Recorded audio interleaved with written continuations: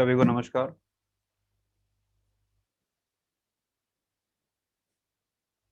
आरोग्य भारती एवं विश्व भारत मिशन द्वारा आयोजित इस सेमिनार में मैं डॉक्टर अवनीश पांडे आप सभी का हार्दिक स्वागत वंदन अभिनंदन करता हूं।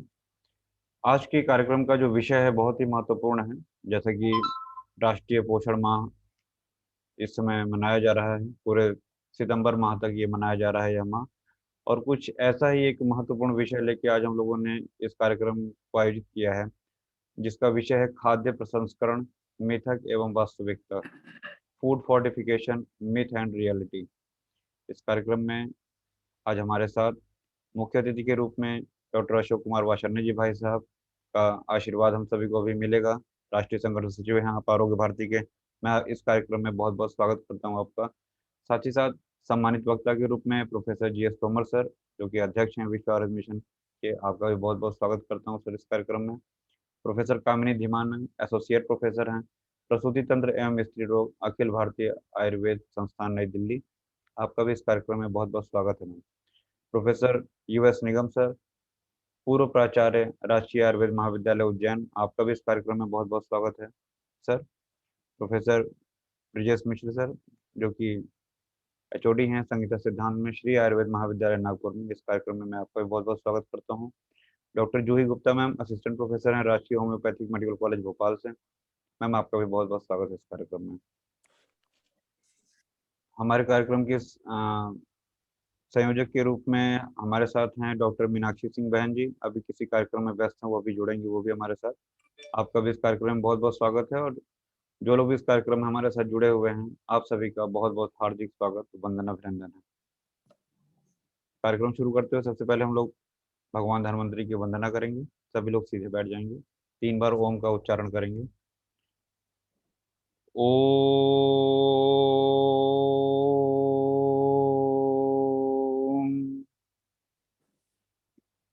ओम।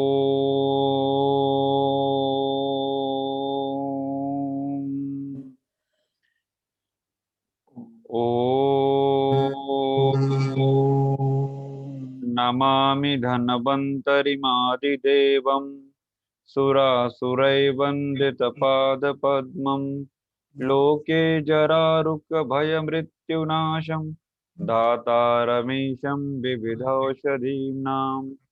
न त्वहं कामये राज्यं न स्वर्गं न पुनर्भवं, कामये दुःखतप्तानां प्राणिनामार्तिनाशनम्। एक बार फिर से आप सभी का बहुत बहुत स्वागत, वंदन अभिनंदन है।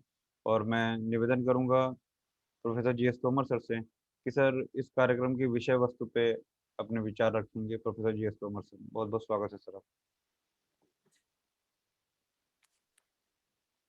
ओम श्री सीतानाथ समारंभाम रामानंदादि मध्यमाम अस्मदाचार्य पर्यंताम वंदे श्री गुरु परंपराम। ज्ञान यज्ञ में हम लोग निरंतर इस कोरोना कालखंड का बहुत बड़ा देन है कि हम लोग जो है संभवतः ये जो है 270वां व्याख्यान है, और इस 270 व्याख्यान में से मूल रूप से जन सामान्य को विविध विषयों में जो कि उनके नित्य की उपयोग की चीजें हैं, उस संबंध में लोगों को अवगत कराने के लिए ये कार्यक्रम जो है निरंतर अबाध रूप से चल रहा है। इस अबाध कार्यक्रम के लिए मैं बहुत बहुत साधुवाद देना चाहूंगा अपने सहयोगी डॉक्टर अवनीश पांडे जी को, जो कि हमारे साथ निरंतर लगे हुए हैं। और आज तो अत्यंत प्रसन्नता का विषय है कि आज हमारे साथ हमारे जैसे यशस्वी, मनस्वी, महर्षि अशोक भाई वासने जी हमारे साथ हैं, और वो हमारी चर्चा में भाग लेंगे और इसका एज ए मुख्य अतिथि कार्यक्रम का उद्घाटन भी करेंगे। साथ ही साथ हमारे अग्रज पंचकर्म के सशस्त्र साक्षर, जिनको मैं भागीरथ कहता हूं, कि उत्तर भारत में पंचकर्म की विधा को पॉपुलर बनाने के लिए जो निरंतर उस जीवन को जी करके रहना प्रयास किया है, ऐसे महर्षि उमा शंकर निगम जी को मैं बहुत बहुत सत सत प्रणाम करता हूं, उनका अभिनंदन करता हूं, स्वागत करता हूं कि आपने न केवल एक पुस्तक का प्रणयन करके आपने पंचकर्म विधा को जीवंत बनाने के लिए जो कार्य किया है, वो युगों युगों तक याद किया जाता रहेगा। मैं मध्य प्रदेश का स्नातक हूं और मैंने व्यक्तिगत रूप से, जब आप उज्जैन महाविद्यालय में थे तो मैंने व्यक्तिगत रूप से उस चिकित्सालय को देखा, जिस चिकित्सालय को राजकीय कोष से कोई पैसा न मिल करके आपने अपने व्यक्तिगत प्रभाव से एमएलए एमपी फंड से पैसा लेकर के और करोड़ों रुपए का जो हॉस्पिटल स्टेब्लिश किया, और पंचकर्म विधा के संदर्भ में जिस प्रकार का आकर्षण पैदा किया, आपके इस विद्वता को मैं नमन करता हूं, प्रणाम करता हूं। और बहुत अच्छी बात है कि आज की युवा पीढ़ी में पंचकर्म एक ऐसा विषय है जिसके माध्यम से हम अपनी आयुर्वेद की एफिकेसी और स्ट्रेंथ को संपूर्ण विश्व के सामने ले जा सकते हैं। तो ये एक बड़ी अच्छी चीज है। हमारे साथ निगम साहब जुड़े हुए हैं, और बहन कामिनी जी को मैं बहुत साधुवाद इसलिए देता हूं कि आप कितनी व्यस्तता में रहें। आप अखिल भारतीय आयुर्वेद संस्थान में कार्य कर रही हैं और बहुत ही अच्छा कार्य कर रही हैं। आपके कार्य के संदर्भ में मैं निरंतर, चूंकि इस समय जो खाली अध्यापक होता है ना, रिटायर्ड टीचर होता है, उसकी नजर बड़ी पैनी हो जाती है। तो मैं सारे संस्थानों पर नजर रख रहा हूं, मैं केवल उत्तर प्रदेश तक सीमित नहीं हूं। तो मैं देखता हूं कि बहन कामिनी जी का जो कार्य है सराहनीय है, और आप अपने व्याख्यान के द्वारा पीड़ित मानवता की सेवा में जिस प्रकार का समर्पित भावना से कार्य कर रही हैं, आपकी इस क्षमता को, आपके इस व्यक्तित्व को मैं बहुत प्रणाम करता हूं, नमन करता हूं, और आपका हार्दिक अभिनंदन स्वागत करता हूं। नमस्कार, धन्यवाद। नमस्कार। और हमारे साथ भाई ब्रजेश मिश्र जी, एक बहुत ही युवा और कार्य करने में बड़े ही ओजस्वी और हर कार्य में अपनी ऊर्जा को पूरी तरह से लगा देने वाले व्यक्ति, जो कि नागपुर से हैं, और नागपुर से हमारा बड़ा गहरा संबंध है। हमारा नहीं, संपूर्ण देश का संबंध है, और जो नागपुर के संबंध के कारण ही आज संपूर्ण विश्व में आयुर्वेद जो है विश्वगुरु बनने के लिए जा रहा है, विश्वगुरु बनाने के लिए आगे बढ़ रहा है। तो मैं आपको सतत प्रेरणा दे, इसी तरह प्रेरणादायी व्यक्तित्व आपका रहे और निरंतर आप कार्य करते रहे, यही आपको साधुवाद देता हूं, आपका स्वागत अभिनंदन करता हूं। भाई बहन जूही जी हमारे साथ जुड़ी हैं। जूही जी को पहले भी मैंने सुना है, और आप भी देखिए, एकेडमिकली बिना इच्छा के आप कार्यक्रम में नहीं जुड़ सकते। जब हमारे अवनीश जी ने हमसे कहा कि जूही जी होम्योपैथिक विधा से होते हुए आपका रुझान भारतीयता की तरफ बहुत है, हम किसी भी विधा के चिकित्सक क्यों ना हो, सबसे पहले हम भारतीय हैं, और भारतीय होने का हमको गर्व होना चाहिए। तो हम जो है, आप होम्योपैथिक सिस्टम से आपने बहुत अच्छी एक विदुषी के रूप में आपकी ख्याति है, भोपाल में बहुत अच्छा आप कार्य कर रही हैं। आपका इस कार्यक्रम में मैं स्वागत अभिनंदन करता हूं। और हमारे साथ जुड़े हैं भाई अवनीश जी, जो कि उत्तर प्रदेश सरकार में एक रामापुर प्रतापगढ़ में चिकित्सा अधिकारी का काम इस सक्रियता के साथ कर रहे हैं कि बहुत कम समय में आपने जो माइलस्टोन रखे हैं वो एक सामान्य व्यक्ति के लिए संभव नहीं है। सुबह से लेकर शाम तक गांव गांव की पीड़ित जनता को बिना किसी लालच के, बिना किसी लोभ के, बिना किसी प्रतिष्ठा और यश के कामना के आप जो कार्य कर रहे हैं, गांव गांव में वृद्धाश्रम में जाकर के, पीड़ित महिलाओं में जाकर के, जो निराश्रित हैं उन लोगों को चिकित्सा लाभ पहुंचा करके जो कार्य आप कर रहे हैं वो सराहनीय है। और मैं आपको बहुत बहुत आपको कामना करता हूं भगवान धन्वंतरी से कि आप इसी प्रकार से इस कार्य में सन्नद्ध रहें। बहुत बहुत धन्यवाद, बहुत बहुत अभिनंदन आप सभी लोगों का।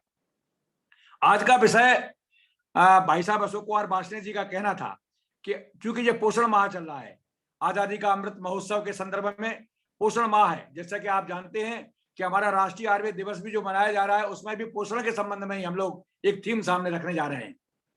तो उस पोषण माह में हम लोगों ने निर्णय किया कि पोषण के संदर्भ में तमाम चर्चाएं होती हैं, और उस पोषण में सबसे महत्वपूर्ण एक विषय आज आ रहा है फोर्टिफिकेशन ऑफ फूड, जिसको हम कह सकते हैं हमारा जो है प्रसंस्करण, आहार का जो प्रसंस्करण है उसमें मिथक और वास्तविकता, मिथ एंड रियलिटी, ये हमें जानने का प्रयास करना चाहिए कि इस संदर्भ में आयुर्वेद ही एक ऐसी विधा है जो कि इस संदर्भ में सही सही दिशा निर्देश कर सकती है, और हमको जन सामान्य के सामने वास्तविकता लाने का प्रयास करना चाहिए।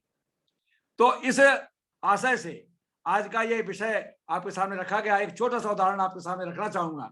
जैसा कि आप जानते हैं कि हम जो है भारतीय संस्कृति में ऋग्वेद का एक मंत्र है, हितभुक मितभुक अशाकभुक ऋतभुक। ये अपने आप में ये प्रदर्शित करता है कि आहार के संदर्भ में, पोषण के संदर्भ में वैदिक कालीन संस्कृति में तमाम ऐसे उदाहरण स्पष्ट किए गए हैं जिनके आधार पर हम पोषण की सही दिशा निर्धारित कर सकते हैं। कितनी महत्वपूर्ण बात हमारे महर्षियों ने कही। हित भुक, आपको वही चीजों का सेवन करना चाहिए जो शरीर के लिए हितकारी हो। मित भुक, आपको भोजन उतना करना चाहिए जो आपकी भूख से कुछ कम हो। आप कैसे निर्धारण करेंगे? तो इसके लिए आयुर्वेद में जो मंत्र दिया गया, दौ भागौ पूरयेद अन्नम तोये एकम प्रपूरयेत और वायु संचारणार्थाय चतुर्थम अवशेषयेत। कुक्षी के 4 हिस्से करें, उसमें 2 हिस्से अन्न से भरें, 1 हिस्सा जल से भरें और 1 हिस्सा खाली छोड़ दें, जिससे वायु का संचरण और पेरिस्टाल्टिक मूवमेंट्स आपके प्रॉपर्ली हो सके। तो इस प्रकार की अवधारणा हमारे महर्षियों ने हमारे सामने रखी। और जब आप जानते हैं कि ये कहा गया कि संपूर्ण रोगों का जो मूल कारण है वो मिथ्या आहार और विहार, आप देखते हैं कि मिथ्या आहार होता क्या है। कितना अच्छी अवधारणा हमारे महर्षियों ने हमारे सामने रखी। अकाले चाति मात्रम च चहि सात्वम यच्च भोजनम मिथ्याहारम इत्युक्तम सदातम परिवर्जयेत्। अकाले चाति मात्रम था अकाल भोजन। काल भोजन का बहुत महत्व दिया गया है। आचार्य उमाशंकर निगम जी आपके सामने ये बात रखेंगे कि काल भोजन एक बहुत महत्वपूर्ण पहलू है। आपको समय पर भोजन करना चाहिए। आज की संस्कृति क्या हो गई है कि एक इंजीनियरिंग कॉलेज का छात्र कोई दिखाने के लिए आया, तो मैंने उसको पूछा कि साहब हमको पेट में गैस बहुत बनती है, खाना पचता नहीं है। हमने कि टाइमिंग्स आपके भोजन की क्या है? कि साहब टाइमिंग्स उसने बताया, हमें रात का डिनर कब करते हो? कि कोई समय नहीं, कभी रात का 2 बज जाता है, रात का 2 मैंने सवेरे का 2 रात का 2 बज जाता है, कभी 3 बज जाता है। हमने कि खाना कहाँ खाते हो? मेस में। हमें 3 बजे मेस कहाँ खुला रहता है? कि नहीं साहब हमारी IIT वगैरह में मेस हमारा खुला रहता है और हम रात को जाते हैं, रात को 2 बजे भोजन करते हैं। तो इस प्रकार से काल भोजन का जबरदस्त दुरुपयोग हो रहा है। अकाल भोजन is suppose to be very common. हम जो है याद रखते हैं, जब हम गांव में थे तो हमारे माताजी पिताजी 6 और 5 और 6 और 7 बजे के मैक्सिमम 7 बजे तक हमारा डिनर हो जाता था। और आज ये स्थिति है कि हम 10 बजे 11 बजे हम लोग भोजन नहीं कर पाते। तो काल भोजन, डॉक्टर निगम साहब बहुत ही इसमें वो हैं, स्पेसिफिक है। आपके सोने का समय, आपके योग का समय, आपका भोजन का समय, ये सारी चीजें वही परिणाम है कि आपको देख करके कोई कह ही नहीं सकता कि आप सीनियर सिटीजन तो आपको मैं मानता ही नहीं हूं, क्योंकि आपको सीनियर सिटीजन कह देने से एक अपराध होगा। आपको मैं बहुत युवा मानता हूं और अभी आपको बहुत काम करना है हमारे देश के लिए और आयुर्वेद के लिए। तो ये जो हमारी परिकल्पना है कि इस परिकल्पना को लेकर हमें आगे बढ़ना है। और जहां तक हमारे यहाँ जो बैलेंस डाइट बताई गई है, उस बैलेंस डाइट का जो उपयोग हो रहा है और आयुर्वेद के संदर्भ में जो बैलेंस डाइट बताई गई है, बहुत ही भिन्नता है। आप जानते हैं कि बैलेंस डाइट के बारे में जो कहा गया कि हमारे अंदर protein, carbohydrate, fat, vitamin, minerals, water, ये सारी चीजें होना चाहिए। आयुर्वेद की जो परिकल्पना है, उस परिकल्पना में अन्न वर्ग, सिंबी वर्ग, अन्न अपना ये शाक वर्ग, दुग्ध वर्ग, इस सारे चीजों का जो समावेश करके षडरस भोजन जो बनाने की परिकल्पना है, वो भोजन अपने आप में पूर्ण है और उसके अंदर माइक्रो न्यूट्रिएंट्स की कमी होने का कोई प्रश्न ही पैदा नहीं होता। तो मैं अधिक समय नहीं लूंगा। मैं अवनीश जी, अगर बाष्णी जी आ जाए तो ठीक है, अदरवाइज मैं यही समाप्त करता हूं अपना कार्यक्रम, अपना व्याख्यान कंटिन्यू करूं। भाई साहब जुड़े हुए हैं, जुड़ गए हैं, बहुत बहुत तो स्वागत है भाई मैं साहब। यही कहना चाहता हूं कि आपको अपनी ट्रेडिशनल रेसिपीज को प्रयोग करके हम किस प्रकार से माइक्रो न्यूट्रिएंट्स का हम प्रयोग करें या न करें, कैसे करें, इसके संदर्भ में हमें जानकारी देना होगा। मैं बहुत बहुत स्वागत अभिनंदन करता हूं महर्षि अशोक कुमार बाष्णी जी भाई साहब का। वो बड़े व्यस्त क्षणों में हमारे इस कार्यक्रम में जुड़े हुए हैं। मैं बहुत बहुत प्रणाम करता हूं, आपका अभिनंदन करता हूं, स्वागत करता हूं। और आज fortification of food, myth and reality विषय के उद्घाटन भाषण के लिए आपको अवनीश जी से कहूंगा कि आपको आमंत्रित करें और आपके उद्बोधन से हम लोगों को लाभान्वित करें। डॉक्टर अवनीश पांडे। बहुत बहुत धन्यवाद सर। मैं सादर आमंत्रित करता हूं डॉक्टर अशोक कुमार वाछानी जी साहब को, जो कि national organising secretary Arogya Bharati के। अब मेंबर हैं advisory board Ayush ministry government of India के। और भाई साहब ने 1979 में एमएससी बायोकेमिस्ट्री से एएमयू से पूर्ण करने के पश्चात 1986 में अपनी पीएचडी बायोकेमिस्ट्री से इलाहाबाद विश्वविद्यालय से पूर्ण किया। इसके पश्चात आपने 1 वर्ष तक सहायक आचार्य के रूप में, असिस्टेंट प्रोफेसर के रूप में अपने विश्वविद्यालय में अपनी सेवाएं दी। 1986 से आप सामाजिक सेवा से जुड़े और आरएसएस प्रचारक के रूप में अपने इलाहाबाद, लखनऊ और कानपुर में अपनी सेवाएं दी। 15 वर्ष तक आपने प्रांत प्रचारक के रूप में कार्य किया, जिसमें आपने 10 वर्ष अपने झारखंड एवं 5 वर्ष अपने कानपुर प्रांत में अपनी सेवाएं दी। 2012 से भाई साहब राष्ट्रीय संगठन सचिव आरोग्य भारती के रूप में का मार्गदर्शन कर रहे हैं। आपका केंद्र भोपाल है। बहुत बहुत स्वागत करता हूँ भाई साहब आपका, आपके उद्बोधन के लिए बहुत बहुत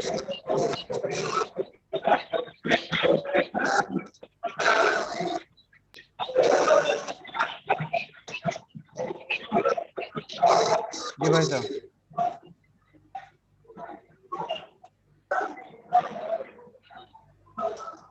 सुनाई नहीं पड़ा मुझे।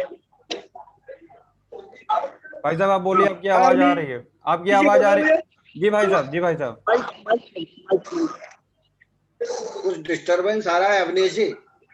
हाँ, कुछ वहां पे जहाँ पे भाई साहब है वहां पे शोर है, वो रास्ते में है। हाँ हाँ भाई साहब। एक सेकंड। हेलो। हाँ, हाँ आपकी आवाज आ अवनीश जी, रही है? मेरी आवाज सुनाई पड़ रही क्या? हाँ जी, हाँ जी। जी भाई साहब, जी भाई साहब। हाँ, मैं मोबाइल से ही कर रहा हूँ और मैं इस समय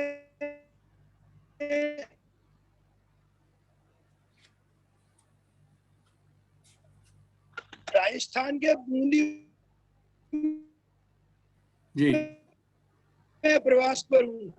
हाँ जी।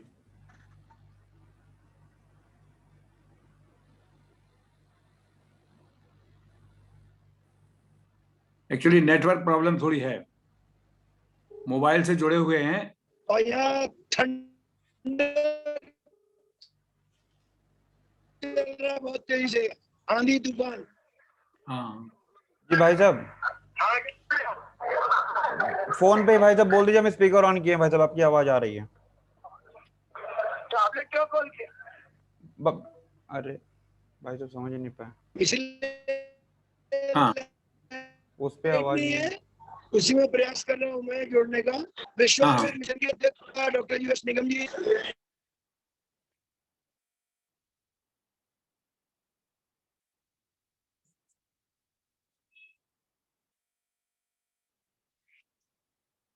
नेटवर्क एक्चुअली प्रॉब्लम है।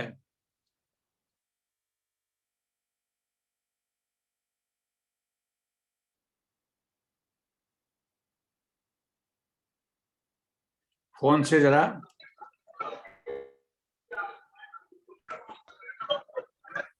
हाँ हेलो। हाँ अवनीश जी, आवाज आ रही है मेरी? जी भाई साहब, जी भाई साहब, अब ठीक है भाई साहब। हाँ, आप बोलिए बोलिए। हाँ, कार्यक्रम में उपस्थित सभी गणमान्य अतिथिगण, मैं सबको नहीं देख पा रहा हूँ नेटवर्क प्रॉब्लम के कारण, लेकिन विषय के बारे में अपने विचार अवश्य प्रस्तुत करता हूँ। जैसा विषय रखा गया है, फूड फोर्टिफिकेशन और प्रसंस्करण, मिथक, दोनों शब्द एक जैसे दिखाई देते हुए भी अलग अलग है। हम ध्यान करेंगे फूड फोर्टिफिकेशन अर्थात वैल्यू एडिशन, भोजन के किसी पदार्थ में कुछ एक्स्ट्रा न्यूट्रिएंट जोड़कर हम उसकी वैल्यू बढ़ा देते हैं। लेकिन और एक पहलू है कि जो प्रसंस्करण है वह माइक्रो न्यूट्रिएंट से जुड़ा हो भी सकता है, नहीं भी हो सकता है, लेकिन वह अलग प्रकार की वस्तु अवश्य कर देता है। कोई पदार्थ अधिक पैदा हो रहा है, उसको हमने फूड प्रोसेस करके दूसरी वस्तु में बदल दिया, उसका वैल्यू एडिशन कर दिया, वो भी वैल्यू एडिशन है। वह भी अलग प्रकार से हमारे लिए लाभकारी होता है। एक पहलू और है कि शरीर को स्वस्थ रहने के लिए कुछ माइक्रो न्यूट्रिएंट्स की आवश्यकता होती है, पोटेशियम है, आयोडीन, मैंगनीज है, सॉल्ट है, ऐसे, लेकिन इतनी कम होती है कि बस थोड़े से में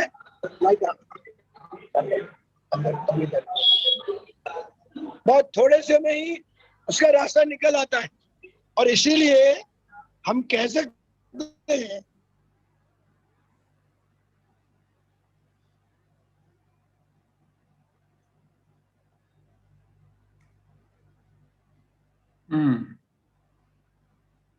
एक्चुअली नेटवर्क प्रॉब्लम है, मौसम भी ठीक नहीं है।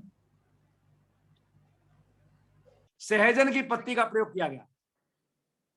सहजन की जो पत्ती है, इसके अंदर गाजर से अधिक विटामिन ए, दूध से अधिक कैल्शियम, केला से अधिक आयरन, और उसी प्रकार से ये बहुत ही लाभकारी चीज है। तो सीरीज की पत्तियों की चटनी, सहजन की पत्तियों की चटनी का प्रयोग करवाया गया।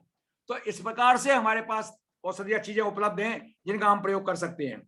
तीसरी इंपॉर्टेंट चीज, जो कॉन्जेनाइटल नर्वस एनोमलीज आपकी मिल रही हैं, उनको हम 50 से 70% तक फूड फोर्टिफिकेशन के माध्यम से हम कंट्रोल कर सकते हैं। ये जो है, जो हिडन हंगर है, जिसके बारे में हमारे बासले भाई साहब जी आपके सामने कहा, हिडन हंगर को कारण ही ये समस्याएं उत्पन्न होती हैं कि हम लोग सोचते हैं कि हम खाना खा रहे हैं, लेकिन हमारा खाना में बेसिकली इन चीजों की कमी है जिसकी हमें बेसिक जरूरत होती है। सामान्य रूप से चावल, दूध, नमक, आटा आदि खाद्य पदार्थों में लौह, आयोडीन और जिंक, विटामिन ए और विटामिन डी को, जो माइक्रोन्यूट्रिएंट्स को मिलाकर देने का जो कार्य है, इसको ही हम कहते हैं फोर्टिफिकेशन। फोर्टिफिकेशन दो शब्द आते हैं, एक होता है सिनर्जिज्म, एक होता है पोटेंशिएशन। सिनर्जिज्म का मतलब होता है कि दो चीजों को मिला दिया तो दोनों चीजों को 2 + 2 = 4, और पोटेंशिएशन का मतलब होता है 2 + 2 = 6, it might be 7, it might be 8। तो आपको अगर हम फोर्टिफिकेशन करते हैं तो उसकी क्षमता में बहुत ज्यादा अभिवृद्धि हो जाती है। ये बहुत आवश्यक है आज के परिप्रेक्ष्य में। इन खाद्य पदार्थों से न केवल पोषक तत्व तो मौजूद हो सकते हैं इनमें, और नहीं भी हो सकते, क्योंकि जिन खाद्य पदार्थों में हम मिला रहे हैं जरूरी नहीं उसमें आयरन हो। और इसका लाभ क्या मिलता है? इसका लाभ ये मिलता है कि हमारी जो फूड हैबिट्स होती हैं, कि हम पत्ते वाली सब्जी नहीं खाना चाहते, हम जो है तला भुना चीज नहीं खाना चाहते, हमको ऐसी चीजें नहीं खाना जिसमें हमें आयरन मिल रहा हो, तो हम अपने फूड में फोर्टिफिकेशन के माध्यम से उन्हीं आहार द्रव्यों में इनको मिलावट करके खा सकते हैं। जैसे बासले भाई साहब ने आपके सामने कहा कि आज मल्टीग्रेन फ्लोर का बड़ा फैशन हो गया है, तो हम जो मोटा अनाज है जैसे रागी, चना, बाजरा, ज्वार, मक्का, इन सारे आटों को जब मिला देते हैं तो इसके अंदर सारे माइक्रोन्यूट्रिएंट्स और मिनरल्स हमको मिल जाते हैं जिसकी हमें आवश्यकता है। तो इनका हमें बढ़ावा देना चाहिए। ये हमारी ट्रेडिशनल रेसिपीज ही हमारे संस्कृति में, हमारे गांव में सर्दी की ऋतु में बाजरा खाने का बड़ा प्रावधान है, और बाजरे की रोटी और गुड़ के साथ खाई जाती है। तो इसका जो अनुपान है, सहपान है, वो भी अपने आप में अत्यंत आवश्यक है। उसके साथ खाने के बाद ये निश्चित रूप से इनका यूटिलाइजेशन प्रॉपर हो जाता है। दूसरी इंपॉर्टेंट चीज आपके सामने बताना चाहूंगा कि फूड सेफ्टी और जो आपका एसोसिएशन बना था उसके अनुसार भारत में 70% लोग विटामिन और मिनरल्स और माइक्रोन्यूट्रिएंट्स का पर्याप्त प्रयोग कर ही नहीं पा रहे हैं। वो केवल टेस्ट के लिए खाना का सेवन करते हैं, उनका टेस्ट अच्छा मिलना चाहिए। फास्ट फूड पर ज्यादा संस्कृति है, पिज्जा, नूडल्स और बर्गर के तरफ सीमित रह गए हैं। दूसरी बात, 70% प्री स्कूल चिल्ड्रन जो मैंने आपको बताया उनमें इसकी कमी है। तो ये सारी चीजों को दूर करने के साथ साथ में अपना जो मान्यता है हमारी कि हम आहार के संदर्भ में, आयुर्वेद का मानना है कि आहार संभवो वस्तु रोगश्च आहार संभवा। आपको आहार पर नियंत्रण करना है और आहार ही आपका हितकारी होगा, तभी आप आगे बढ़ पाएंगे। दूसरी इंपॉर्टेंट चीज ये है कि आहार, आचार और औषध, ये तीन ही हमारे टूल हैं। तो हम अगर आहार से अपने आप को ठीक कर सकते हैं तो इससे उत्तम कोटि का कोई उपाय नहीं हो सकता, इसलिए हमको इस पर विशेष ध्यान देना चाहिए। तीसरी इंपॉर्टेंट चीज, आहार, निद्रा और ब्रह्मचर्य को आयुर्वेद में उपस्तंभ कहा गया है, तो इसलिए आहार हमारे लिए बहुत ही महत्वपूर्ण विषय है, इस पर हमें चर्चा करनी चाहिए। अब बात आती है, जैसा कि आपके सामने वासने जी भाई साहब ने बताया कि आयुर्वेद में अष्टविध आहार आयतन की चर्चा की गई, प्रकृतिकरण, संयोग, रास, देश, काल, उपयोग, उपयोग संस्था। तो इसमें जो संस्कार है, तो संस्कारों नाम गुणांतराधानम, हमारे ब्रजेश मिश्रा जी आपको चर्चा करेंगे। तो गुण का अंतर्धान करने का तात्पर्य है, तो आपको कढ़ी जब हम बनाते हैं उस कढ़ी के साथ साथ में क्या चीजें और मिलाना चाहिए। हम सब्जी बनाते हैं कोहड़े की, तो कोहड़े की सब्जी को हम मेथी से छौंकते हैं, क्योंकि एक्स्ट्रा जो कार्बोहाइड्रेट होता है वो हमारी गट में एब्जॉर्ब ना होने पाए, इसलिए लाभकारी हो। तो ये सारी चीजें हमारे यहाँ कही गई, ये बहुत ही आवश्यक है, इसका हमें विशेष रूप से ध्यान देना चाहिए। और एक सबसे महत्वपूर्ण तथ्य आपके सामने रखना चाहूंगा कि वॉट एवर माइक्रोन्यूट्रिएंट्स और minerals are there in the food, natural food, तो पहली कोशिश हमारी ये होना चाहिए कि they must be utilized in your body must accept them. तो उसको एक्सेप्टेंसी के लिए क्या है कि agni is suppose to the basis, हमें अग्नि का ध्यान देना चाहिए। ये जो हमारे सामने चर्चा की, किस व्यक्ति को किसकी जरूरत है, किस फॉर्म में क्या चीज देना चाहिए, क्योंकि हमारी जो अप्रोच है वो इंडिविजुअलिस्टिक अप्रोच है। हमारी बात कहते हैं कि योग मासाम तो योग विद्या देश कालोपपादितम पुरुषम पुरुषम बीच सगे हो विश्वोत्तमा। तो आपको डिसाइड करना होगा कि किसी इंडिविजुअल को आयरन किस फॉर्म में देना है। अगर वो केला प्रिय उसको नहीं है, अगर उसको अनार प्रिय नहीं है, तो आयरन को हम चुकंदर का सूप बना के दे सकते हैं, हम पालक खिला सकते हैं, पालक किस रूप में पसंद आता है उस रूप में खिला सकते हैं। तो हमको अपनी नेचुरल रेसिपी जो हमारी है वो पारंपरिक रूप से अपने आप में एनरिच है, they are complete in all respects.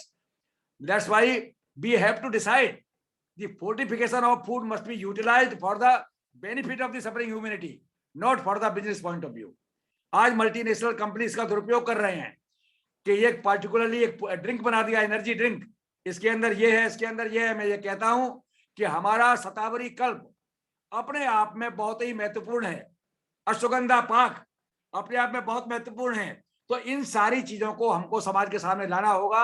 और आज कोरोना कालखंड में इम्यूनिटी को बढ़ाने के लिए not only micronutrients, all the things which are suitable to boost up the immune system of the body, तो इसको प्रमोट करने के लिए हमको निश्चित रूप से हर्बल आयुर्वेदीय जो पेय हैं उनको भी हमारी फार्मास्यूटिकल कंपनी को तैयार करना चाहिए, जिससे कि फोर्टिफिकेशन जैसी समस्या है, जो खाद्य किलेबंदी जिसको हम कह सकते हैं, हम उसको निजात पा सकें। इन्हीं शब्दों के साथ में मैं ये कहना चाहूंगा कि निश्चित रूप से इस समस्या का समाधान हमारी पुरातन भारतीय संस्कृति, सभ्यता और हमारी जीवन शैली में निहित है। तो आज हमारा उसी संस्कृति और सभ्यता को पुनः जो है अपनाने की जरूरत है और उसमें इनोवेशन करने की जरूरत है। इनोवेशन हम करेंगे तो हमको जरूर लाभ मिलेगा। हम कहते हैं कि सत्तू को लोग पहले घोल करके गुड़ मिला करके चीनी मिला के खाते थे, आज हम सत्तू के पराठे लोगों को खिलाते हैं। सत्तू का पराठा बना के खिलाइए, लोगों को टेस्टी भी लगेगा, और उसके अंदर आपके वो सारे माइक्रो न्यूट्रिएंट्स और विटामिन वगैरह सब आपको उपलब्ध होंगे। तो आपको इनोवेटिव फूड आइटम्स के बारे में भी विचार करना होगा।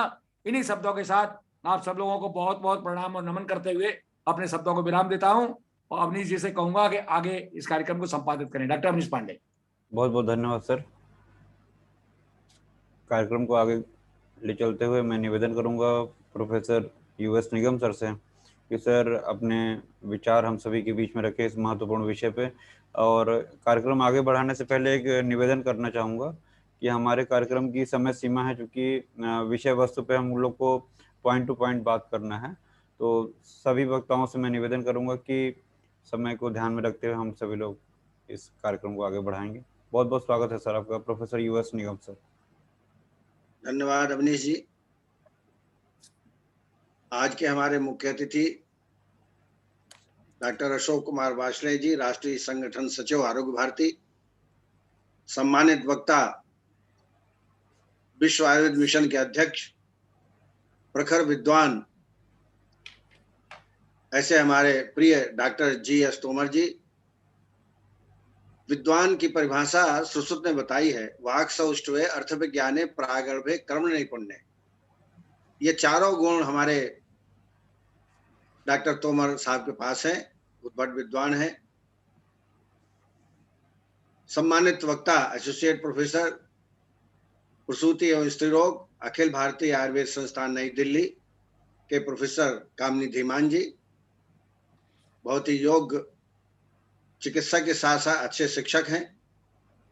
सम्मानित वक्ता एवं विभागाध्यक्ष संहिता सिद्धांत श्री आयुर्वेद महाविद्यालय नागपुर के प्रोफेसर ब्रजेश मिश्र जी। सम्मानित वक्ता एवं असिस्टेंट प्रोफेसर राजकीय होम्योपैथिक मेडिकल कॉलेज भोपाल के डॉक्टर जूही गुप्ता जी।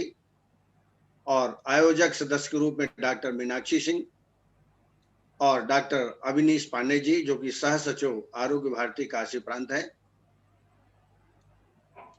ये हम लोगों का सौभाग्य है कि कोरोना काल में हम एक दूसरे के साथ काफी कुछ वार्तालाप करते हैं, नई बातें करते हैं।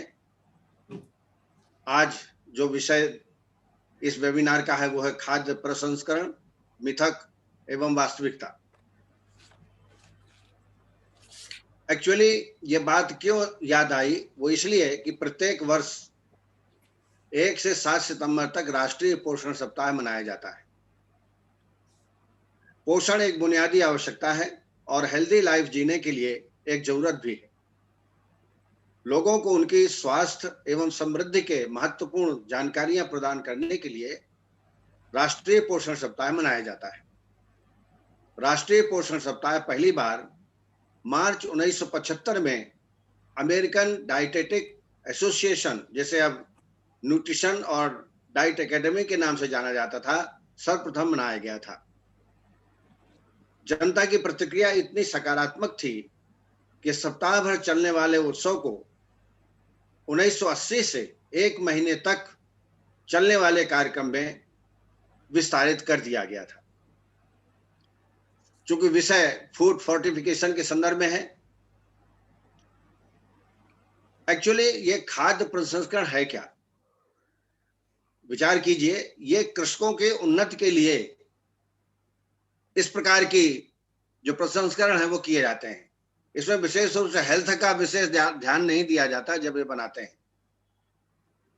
तो अगर हम इसको परिभाषित करें तो इसका तात्पर्य होता है कि ऐसी गतिविधियां जिसमें प्राथमिक कृषि उत्पादकों का प्रसंस्करण कर उनका मूल्यवर्धन किया जाता है।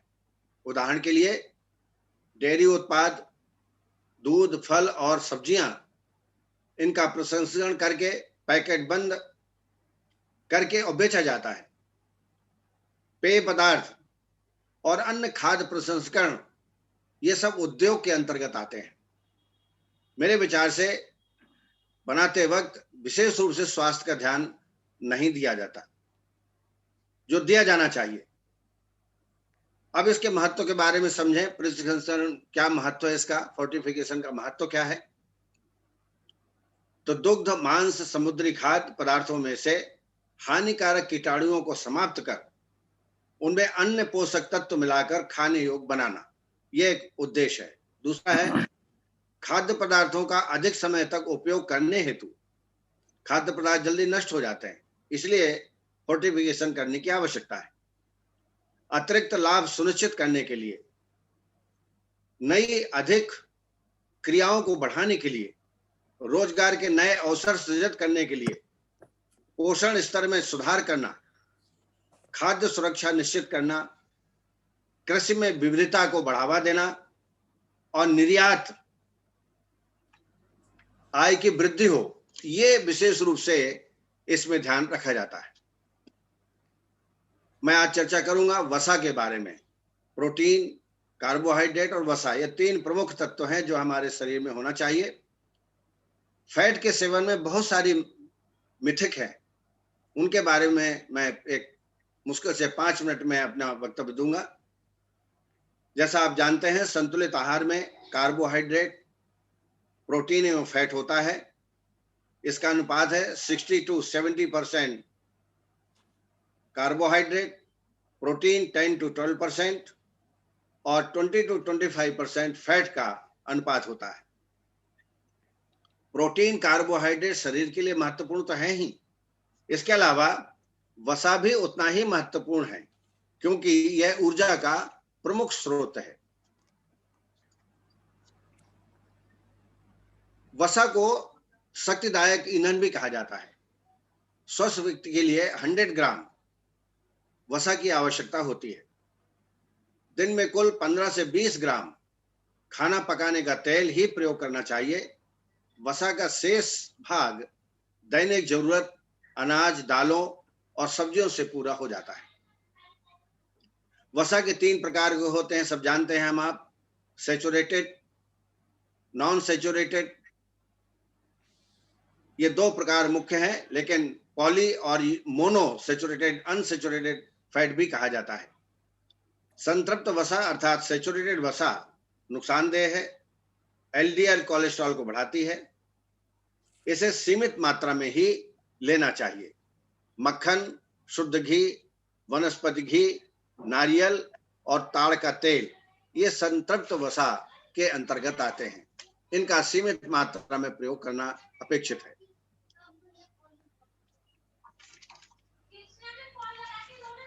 असंतृप्त वसा, अब आप इसमें थोड़ा से ये समझ लें कि इसमें जो मिथक है वो क्या है। मिथक के बारे में हम समझेंगे।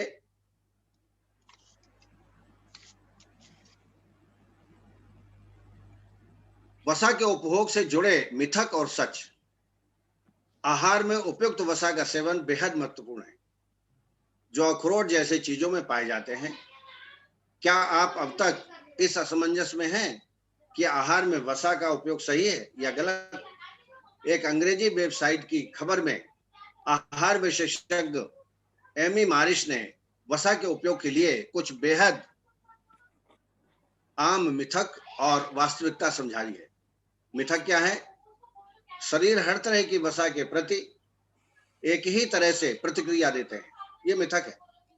आहार में सम्मिलित हर प्रकार की वसा का शरीर में एक समान प्रभाव नहीं होता। इसका उदाहरण नारियल का तेल है, जिसमें संतृप्त वसा होती है, जो शरीर में शुद्ध ऊर्जा के रूप में जाती है। ये जमी हुई वसा के रूप में नहीं है। इसके अलावा नारियल तेल रक्त शर्करा के स्तर को नहीं बढ़ाता है, इसलिए मधुमेह के मरीजों के लिए यह नुकसानदेह नहीं है। वास्तविकता क्या है? शरीर के सुचारू रूप से संचालन करने के लिए उपयुक्त वसा जरूरी है, यह हम सब जानते हैं। उपयुक्त वसा आपके आहार में जरूरी पोषण उपलब्ध कराती है। शरीर को कुछ पोषक तत्वों के पाचन, नियमित हार्मोन्स का उत्पादन, वृद्धि तथा ऊतकों के नव निर्माण के लिए भी उपयुक्त वसा की जरूरत होती है, क्योंकि शरीर इसके लिए जरूरी वसा का उत्पादन स्वयं नहीं कर सकता। इसलिए आहार में उपयुक्त वसा का सेवन बेहद जरूरी है, जो अखरोट जैसी चीजों से पाया जाता है। मिथक क्या है? ओमेगा 6 से भरपूर वसा वाले खाद्य स्वास्थ्य के लिए फायदेमंद है, ये मिथक है। प्रसंस्कृत बीज और वनस्पति तेल जिनका उपयोग खाना बनाने के लिए होता है, ओमेगा 6 से भरपूर होते हैं। इनके बहुत ज्यादा प्रयोग से महत्वपूर्ण वसा का संतुलन बिगड़ जाता है और ओमेगा 6 एवं ओमेगा 3 का अनुपात इतना अधिक हो जाता है कि ओमेगा 3 वसा की कमी हो जाती है। वास्तविकता क्या है? संतृप्त वसा वनस्पति तेल बुरी होती है ऐसा माना जाता है, इससे परहेज करना चाहिए। संतृप्त वसा के उपयोग से हर हाल में बचना चाहिए, क्योंकि शोध में भी यह सामने आया है कि इससे शरीर में अतिरिक्त वसा जमा होती है और व्यक्ति का वजन बढ़ता है। मांस और डेयरी उत्पादकों में कम मात्रा में संतृप्त वसा होती है, जबकि पैक्ड खाद्य पदार्थों में, तले हुए पदार्थों में संतृप्त वसा सबसे अधिक होती है। मिथक है, क्या वसा से दिल की बीमारियां होती हैं? इसका स्पष्टीकरण है 1950 से 1960 के बीच संतृप्त वसा के सेहत के लिए नुकसानदेह बताते हुए इसके उपभोग करने और बचने की सलाह दी जाती थी, क्योंकि शोधकर्ताओं ने ये पता लगाया था कि इससे दिल की बीमारियां होती हैं। लेकिन 2010 में 3,47,747 व्यक्तियों पर शोध किया गया और परिणाम सामने आया कि संतृप्त वसा के उपयोग का दिल की बीमारी से कोई वास्ता नहीं है। तो इस तरीके से कुछ मैंने जानकारी देने का प्रयास किया है। बाकी जो हमारे आयुर्वेद में वर्णन किया गया है, जो शुद्ध आहार का सेवन है वो बताया गया है, और जितने भी जो प्रतिसंस्कृत आहार हैं उनको कम मात्रा में सेवन करना चाहिए। खास तौर से कृषकों के लिए इसका महत्व ज्यादा है ऐसा मैं मानता हूं। मुझे समय दिया गया, मैं डॉक्टर तोमर जी का, अविनाश जी का, अविनीश जी का मैं बहुत हार्दिक धन्यवाद करता हूं। फिर मिलेंगे, इसी तरह हम पुनः पुनः मिलते रहेंगे। धन्यवाद। बहुत बहुत धन्यवाद प्रोफेसर निगम सर। आपने बड़ी ही सही तरीके से, सरल तरीके से हम लोगों को सामने बसा के संदर्भ में जानकारी प्रस्तुत की। और एक बात आपके सामने और शेयर करना चाहूंगा कि जैसे अगर आयुर्वेद में घृत का उल्लेख है, उसका मतलब गौघृत, दुग्ध का उल्लेख है तो गौ दुग्ध। तो आप देखेंगे कि गौ दुग्ध के संबंध में, गौघृत के संदर्भ में ग्लासगो यूनिवर्सिटी में प्रोफेसर हरिमोहन शर्मा ने रिसर्च किया और he has published a paper that goghrut has got the wonderful power to decrease the quantum of bad cholesterol, that is triglycerides and low density lipoprotein, and on the other hand it has got the quality to improve the high density lipoprotein. तो हमारे यहाँ गौघृत का जो गुण है वो अपने आप में बहुत ही महत्वपूर्ण है। और आपने जो चर्चा की कि जो तेल है ऋतु और मौसम और देश के अनुसार, कहीं नारियल तेल का प्रयोग हो रहा है, कहीं तिल तेल का प्रयोग हो रहा है, और कहीं सरसों के तेल का प्रयोग हो रहा है, कहीं मूंगफली के तेल का प्रयोग हो रहा है। ये वहां की मौसम, ऋतु और उपलब्धता, इसे कहते हैं हमारे यहाँ ऋतुभुक और देश और काल के अनुसार भोजन की व्यवस्था। तो बहुत ही महत्वपूर्ण है। और आपको बहुत बहुत धन्यवाद कि आपने बहुत समय दिया और आपके उपस्थित होने से हम लोगों को बड़ी बल मिलता है। बहुत बहुत धन्यवाद आपकी उपस्थिति के लिए। Thank you very much sir. Avneesh ji, अग्रिम वक्ता को आमंत्रित। बहुत बहुत धन्यवाद सर। थोड़ा सा आयुर्वेद से हम होम्योपैथी की तरफ चलते हैं और डॉक्टर जूही गुप्ता मैम को ma'am doctor Juhi Gupta ma'am government homeopathic medical college Bhopal से हमारे साथ जुड़ी हुई हैं, डॉक्टर जूही गुप्ता मैम। और आपको मैम उद्बोधन के लिए मैं सादर आमंत्रित करता हूँ। मैम अपने आप को अनम्यूट कर लीजिएगा। जी, मेरी आवाज सुनाई दे रही है? जी मैम। हेलो जी मैम, आवाज आ रही है? अच्छा जी, सभी को नमस्कार करती हूँ और आपके इस बहुत ही सुंदर कार्यक्रम में मुझे आपने हिस्सा बनाया, मैं आपका आभार व्यक्त करती हूँ। सभी अग्रजनों को मेरा वंदन। माननीय डॉक्टर अशोक वार्ष्णेय जी और डॉक्टर तोमर सर और यहाँ उपस्थित सभी लोगों को मैं नमन करती हूँ। मैं सिर्फ कुछ बिंदु रखूंगी और विस्तार में नहीं कहूंगी, जो बातें हो गई उनको रिपीट नहीं कहूंगी। तो पहली चीज तो जो विषय मैं स्पष्ट करना चाहूंगी वो ये है कि फूड फोर्टिफिकेशन, यानी जो भोजन है, चाहे वो पका हुआ है चाहे वो कच्चा है, कई प्रकार से होता है फूड फोर्टिफिकेशन। आखिर इसकी आवश्यकता क्यों पड़ी? तो पहली बात यह है कि जो मूल भारतीय जीवन शैली में और भारतीय जीवन में जो व्याख्यान है कि किस प्रकार से फसल को पैदा किया जाना है, जो मिट्टी है वो कैसे तैयार की जानी है, खाद किस प्रकार की डलनी है, पानी कब दिया जाएगा और तब वो अनाज पक के तैयार होगा। सबसे पहली गलती वहां है, क्योंकि हम ओवर प्रोड्यूस कर रहे हैं, हम आवश्यकता से अधिक प्रोड्यूस कर रहे हैं, हम लोग स्टोरेज कर रहे हैं। इसी वजह से जो हमारे सारे पदार्थ पैदा हो रहे हैं उनमें जो मूल न्यूट्रिएंट्स हैं, जो पदार्थ होने चाहिए, वो उस मात्रा में नहीं। लेकिन अब ये समस्या तो हमारी नहीं है, ये एग्रीकल्चर इंडस्ट्री की है और ये प्रोडक्शन भी एक चैलेंज है। तो अब हम उस स्टेज पे आ रहे हैं जहां पर प्रोडक्शन तो हो चुका है या होना है और हमको कमी को या किसी चीज के अभाव को एड्रेस करना है। तो सर्वप्रथम मैं आपको बताना चाहूंगी कि जो भोजन है, फूड है, उसका फोर्टिफिकेशन या उसमें कोई चीज को ऐड करना, उसका प्रसंस्करण करना कई प्रकार से हो सकता है। जैसे सर्वप्रथम होता है इंडस्ट्री, जब बहुत बड़ी मात्रा में आपको पैदा करना है और हमारा उद्देश्य है कि पर वेट यूनिट हमको इतना न्यूट्रिएंट प्रोवाइड करना है, तो ये मासिव इंडस्ट्रियल प्रोडक्शन होता है। इसके अपने लाभ ये है कि जितने भी लोगों तक वो प्रोडक्ट पहुंचता है उनको वो पदार्थ की कमी नहीं होती। लेकिन इसका एक बहुत बड़ा नुकसान ये भी है कि इंडस्ट्रियल अप्रोच की वजह से जो फूड सब्सटेंसेस है, जो भोज्य पदार्थ है, उनका न सिर्फ परिवर्तन होता है बल्कि उनमें बहुत तरह के कॉम्प्रोमाइजेस भी होते हैं। इस सब पे पूरा लिटरेचर रिसर्च पब्लिश्ड है कि कैसे फोर्टिफिकेशन एक नीड से एक इंडस्ट्री और फिर एक हेल्थ हैजर्ड बनी, पर मैं उसमें अभी नहीं जाऊंगी। इसमें एक दूसरा तरीका होता है which is called bio fortification. जो बायो फोर्टिफिकेशन होता है उसको जेनेटिक इंजीनियरिंग के द्वारा किया जाता है, मतलब उस अन्न को पैदा करने से पहले ही उसमें भिन्न भिन्न प्रकार के फोर्टिफिकेशन किए जाते हैं, अलग अलग माइक्रो न्यूट्रिएंट्स उसमें ऐड किए जाते हैं आवश्यकता अनुसार। अब क्या होता है, मल्टीपल माइक्रो न्यूट्रिएंट्स के एडिशन के अगेन फायदे भी है, नुकसान भी है।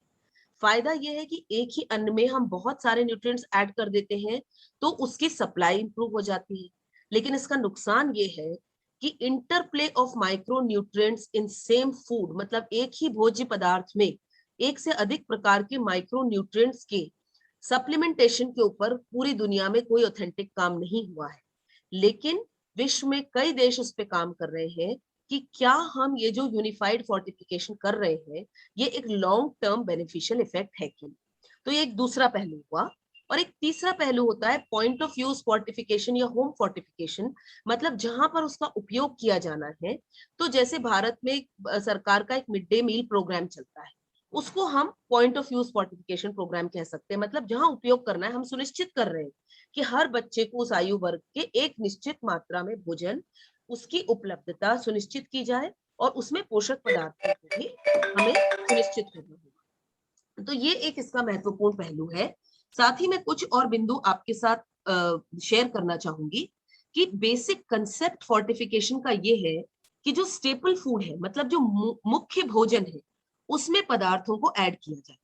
क्योंकि गरीब आदमी नहीं खरीद पाता है, या गरीब आदमी या वो लोग जो कि पोषण के प्रति जागरूक नहीं है, ये समस्या उनके लिए है। जो पढ़ा लिखा व्यक्ति है, जो जागरूक है, उसके घर में तो पहले ही संपूर्ण आहार बन रहा है, वो तो पहले ही जागृत है। हम आप जानते हैं कि बच्चों को किस प्रकार का भोजन देना है, मौसम के साथ भोजन में क्या परिवर्तन करना है। हमें यदि बच्चा कोई पर्टिकुलर चीज नहीं खा रहा है, घर में गर्भवती महिला है, दूध पिलाने वाली माँ है, वो कोई चीज नहीं ले रही है, तो उसका स्वरूप बदल के देना है। हम उसको पीस के चीला बना लेते हैं, हम उसको गूंद के आटा बना लेते हैं। तो ये सब हमारे लिए उतनी बड़ी समस्या नहीं।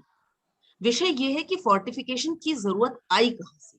ये जरूरत आई वहां से कि जो लो और मीडियम इनकम ग्रुप कंट्रीज थी, उनमें जो एक तबका ऐसा था जिनको कि इसके बारे में समय देने की फुर्सत नहीं थी, उनके स्टेपल फूड में, उनके मुख्य आहार में, जैसे हमारे देश में गेहूं है और हमारे देश में चावल भी, तो इसके अंदर फोर्टिफिकेशन कर देना है। तो यदि वो नमक डाल के भी उस भोजन को बना रहा है तो उसके अंदर उसकी कमी नहीं होना चाहिए। तो ये एक महत्वपूर्ण चीज है। लेकिन पूरे विश्व में जो साइंस है इसके पीछे, उस फोर्टिफिकेशन में फूड के फोर्टिफिकेशन और माइक्रो न्यूट्रिएंट्स के एडिशन के सिवाय न्यूट्रिएंट एजुकेशन सबसे महत्वपूर्ण चीज है। आप कितना भी फोर्टिफाई करके दे दीजिए, लेकिन यदि वो भोज्य पदार्थ गलत ढंग से बनाया गया, ओवर कुक किया गया, आपका जो सब्सटेंस फोर्टिफाई किया वो उसमें डैमेज हो गया, खत्म हो गया, आपकी पूरी मेहनत खत्म हो जाएगी। और इन सबसे महत्वपूर्ण है उसका डिजीज कंट्रोल, यानी उसके अंदर यदि रिपीटेड इन्फेक्शंस होते हैं, उसके शरीर की स्थिति अच्छी नहीं, वो व्यक्ति कमजोर है, आप उसको सोना चांदी खिला दीजिए, वो सब व्यर्थ है। तो किसी भी कार्यक्रम को, अभी क्या है, ये एक इंडस्ट्री की तरह मैं इसको देखती हूँ, और देखते हैं जब यंग जनरेशन या कोई खरीदता है, वो भी उसको इंडस्ट्रियल माइंडसेट से ही खरीदते हैं। हम किसी भी चीज को ले रहे हैं, लेकिन उसकी उपयोगिता क्या है, क्या हम उसको उपयोग कर पा रहे हैं, क्या हमारा हेल्थ स्टेटस, हमारे गट का स्टेटस इतना एफिशिएंट है कि हम उसको उपयोग कर पाते हैं, क्या उसके अंदर जो मात्रा में वो उपलब्ध है वो हमारे शरीर के लिए घातक तो नहीं है कहीं। हाइपरविटामिनोसिस बड़ा इश्यू है विदेशों का। तो ये सारी चीजें भी बहुत महत्वपूर्ण होती हैं। इनके बारे में काम करने पर हमें भारत में ज्यादा रिजल्ट मिले हैं हमेशा से। हमने डिजीज कंट्रोल पे, इन्फेक्शन कंट्रोल पे काम किया, उसमें हमें स्वच्छ जल का कार्यक्रम है, वो हमें ज्यादा रिजल्ट देगा। स्वच्छ जल के कार्यक्रम के बाद, एक मिनट, गेट लगाओ बेटो, गेट लगाओ। स्वच्छ जल के कार्यक्रम के बाद यदि हमारा व्यक्ति सामान्य भोजन खाता है, सबसे सरलता से उपलब्ध भोजन खाता है, तो भी उसका एब्जॉर्प्शन कोएफिशिएंट अच्छा रहे। और यदि वो इन्फेक्टेड है, आप कितना भी फोर्टिफाई कर लीजिए, वो व्यक्ति उसको एब्जॉर्ब नहीं कर पाए। एक और बिंदु मैं बोलना चाहूंगी यहाँ पर,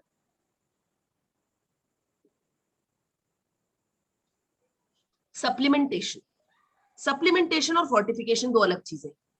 सप्लीमेंटेशन होता है किसी भी पदार्थ की पूर्ति कर, फूड सप्लीमेंट भोजन में नहीं है या उपलब्ध नहीं है या उपयोगी नहीं। आपने विदेशों में यदि जाना हुआ होगा, मैं सौभाग्य से मुझे कई देशों में घूमने का अवसर मिला, मैंने देखा भारत जैसी रसोई कहीं नहीं, इतना झंझट कहीं नहीं, इतनी समझ भी कहीं नहीं, और इतनी मानसिक तैयारी भी कहीं नहीं।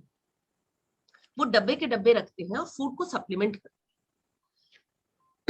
तो फूड सप्लीमेंटेशन और फोर्टिफिकेशन दोनों ही केमिकल बेस्ड इंटरवेंशंस है, रासायनिक उपयोग है। और विश्व में आज तक कोई भी ऐसा रासायनिक उपयोग नहीं है जिसकी अपनी सीमाएं ना हो, जिसके अपने प्रश्न चिन्ह ना हो, और यदि वो अपूर्ण ज्ञान के साथ प्रयोग किया जाता है तो वो नुकसान ना करे। तो अंत में मैं बस कम में समाप्त करूंगी, मुझे पता है समय की सीमा है।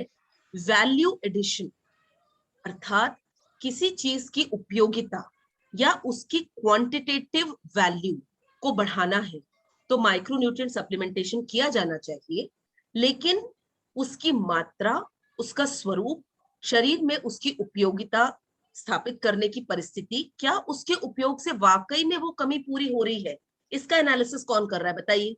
फोर्टिफाइड खाए चले जा रहे हैं, खाए चले जा रहे हैं, फिर भी इतनी मिनरल डेफिशिएंसी है, इतनी विटामिन डेफिशिएंसी है, और इनके ओवरलोड और लॉन्ग टर्म यूज की अपनी सीमाएं भी। तो मेरा तो एक ही सुझाव रहेगा कि भारतीय जीवन में बहुत कुछ सिखाया गया है। मतलब जब नारियल मिश्री का प्रसाद दिया जाता है तो हमको एंटासिड दिया जाता है। तो जब जिस देश में हम पूरे विश्व की तरह नहीं है, हम अलग हैं, तो हम यदि अपनी पारंपरिक चीजों का प्रयोग करें, किस मौसम में क्या खाना है क्या नहीं खाना है, किस चीज को किस चीज के साथ उपयोग किया जाएगा नहीं किया जाएगा, हमारे त्योहार है वो सब फोर्टिफिकेशन के इवेंट्स है। तिल गुड़ खाना ये फोर्टिफिकेशन है। ये सारे जो फेस्टिवल्स है, सारे प्रसाद है, ये सब अपने आप में माइक्रो अप्रोचेस। तो यदि हम इनको अधिक से अधिक यूज करें तो केमिकल ओवरलोड का और उसके नुकसान का खतरा नहीं होगा, क्योंकि न्यूरोमस्कुलर डिसऑर्डर्स सबसे ज्यादा फोर्टिफाइड फूड से होते हैं और ये पता चलते हैं 3 पीढ़ियों बाद।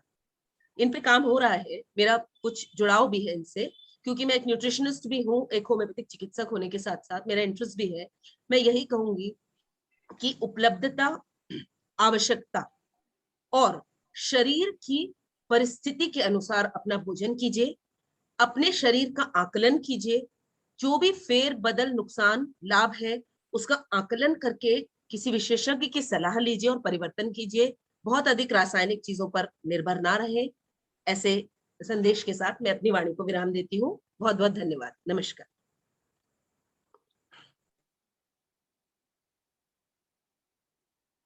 बहुत बहुत धन्यवाद डॉक्टर जूही जी। आपने हमारी संस्कृति के मूल तत्व को स्पर्श किया है। अकाले चाति मात्रम च चहे सात्यम यच्च भोजनम मिथ्याहारम इत्युक्त सदातम परिवर्जयेत। आपने जो कहा कि इस प्रकार की स्टडी, जैसे प्रोफेसर निगम साहब ने कहा आपके सामने कि इस प्रकार की हेल्थ रिलेटेड स्टडीज की बहुत जरूरत है, और फोर्टिफिकेशन का जो मार्केट है कि इसको खाने के साथ हाइट बढ़ती है, मैं ये कहता हूं कि विज्ञापन पर भी रोक लगना चाहिए।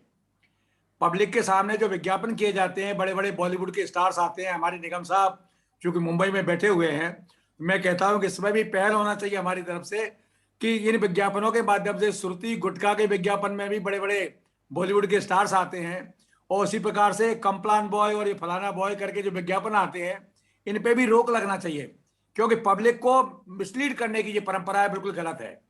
तो फोर्टिफिकेशन का जो सही उपयोग है उसको सही तरीके से इंप्लीमेंट होना चाहिए। पर्सन टू पर्सन वेरी करता है, हर एक ही चीज सब लोगों के लिए लाभकारी नहीं हो सकती।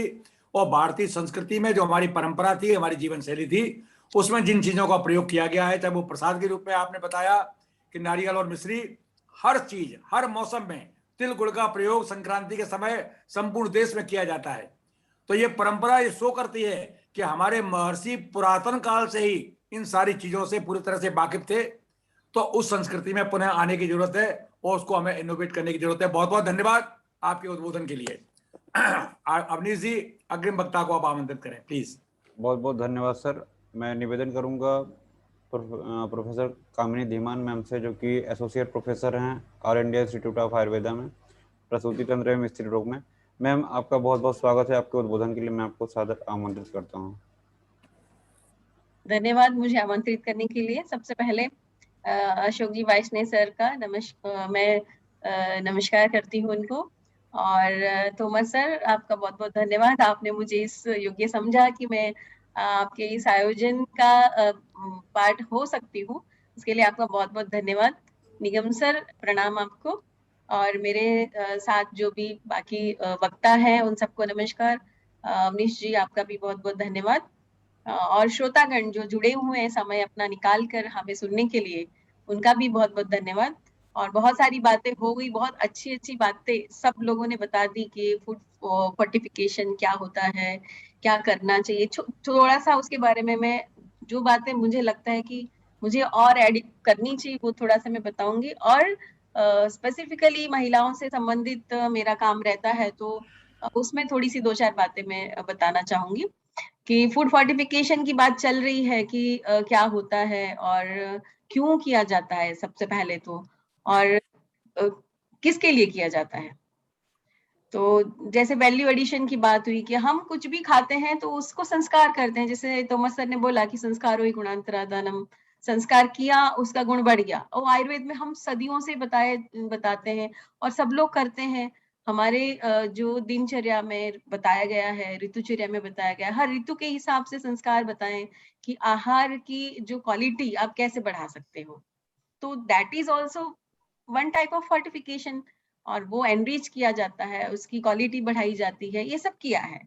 अब वो स्पेसिफिकली किया जाता है और universal, universal in the sense कि सबके लिए एक जैसा, जैसे सर अभी बता रहे थे कि आयोडीन डाल दिया नमक में, तो वो एक यूनिवर्सल फोर्टिफिकेशन हुआ। एक होता है टारगेटेड, टारगेटेड फोर्टिफिकेशन मतलब एक ग्रुप ऑफ पब्लिक या ग्रुप ऑफ पीपल के लिए किया जाता है। तो उसमें आ जाते हैं बच्चों के लिए है, एडोलसेंट के लिए है, प्रेग्नेंट महिलाएं हैं, सुतिकाएं हैं, माता जो है उनके लिए, दैट इज टारगेटेड फोर्टिफिकेशन। तो उनके स्वास्थ्य को ध्यान में रखते हुए ये इस टाइप का फोर्टिफिकेशन किया जाता है। बट लेकिन मुझे ये सब बातें पढ़ते हुए या जानते हुए लगा कि ये तो हमारे लिए कोई नई बात नहीं है, हम हमेशा बताते रहे हैं लोगों पेशेंट्स को।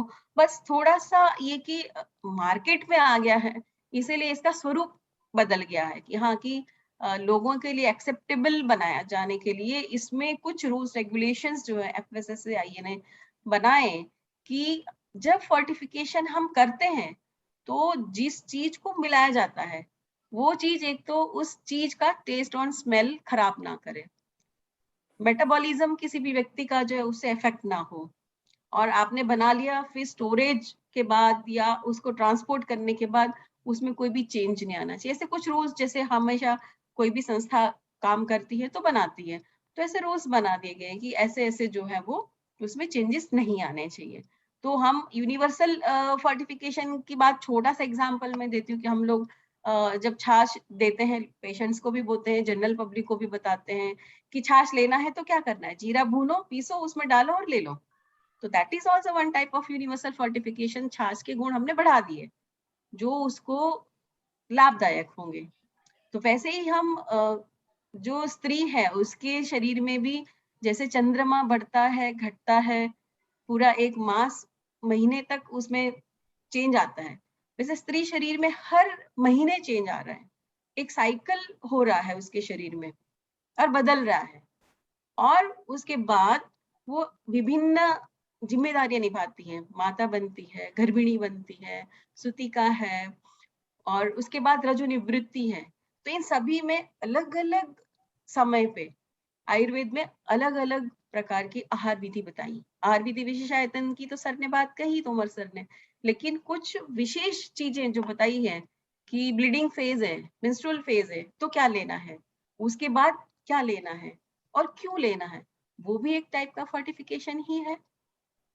ठीक है, रजस्वला को बताया कि वो जौ का सेवन करे, यव का सेवन करना है, क्यों करना है, क्योंकि थोड़ा सा लेखन करना है, जो एक रक्तस्राव हो रहा है, यूट्रस से क्लीनिंग हो रही है, that process of cleaning should be completed.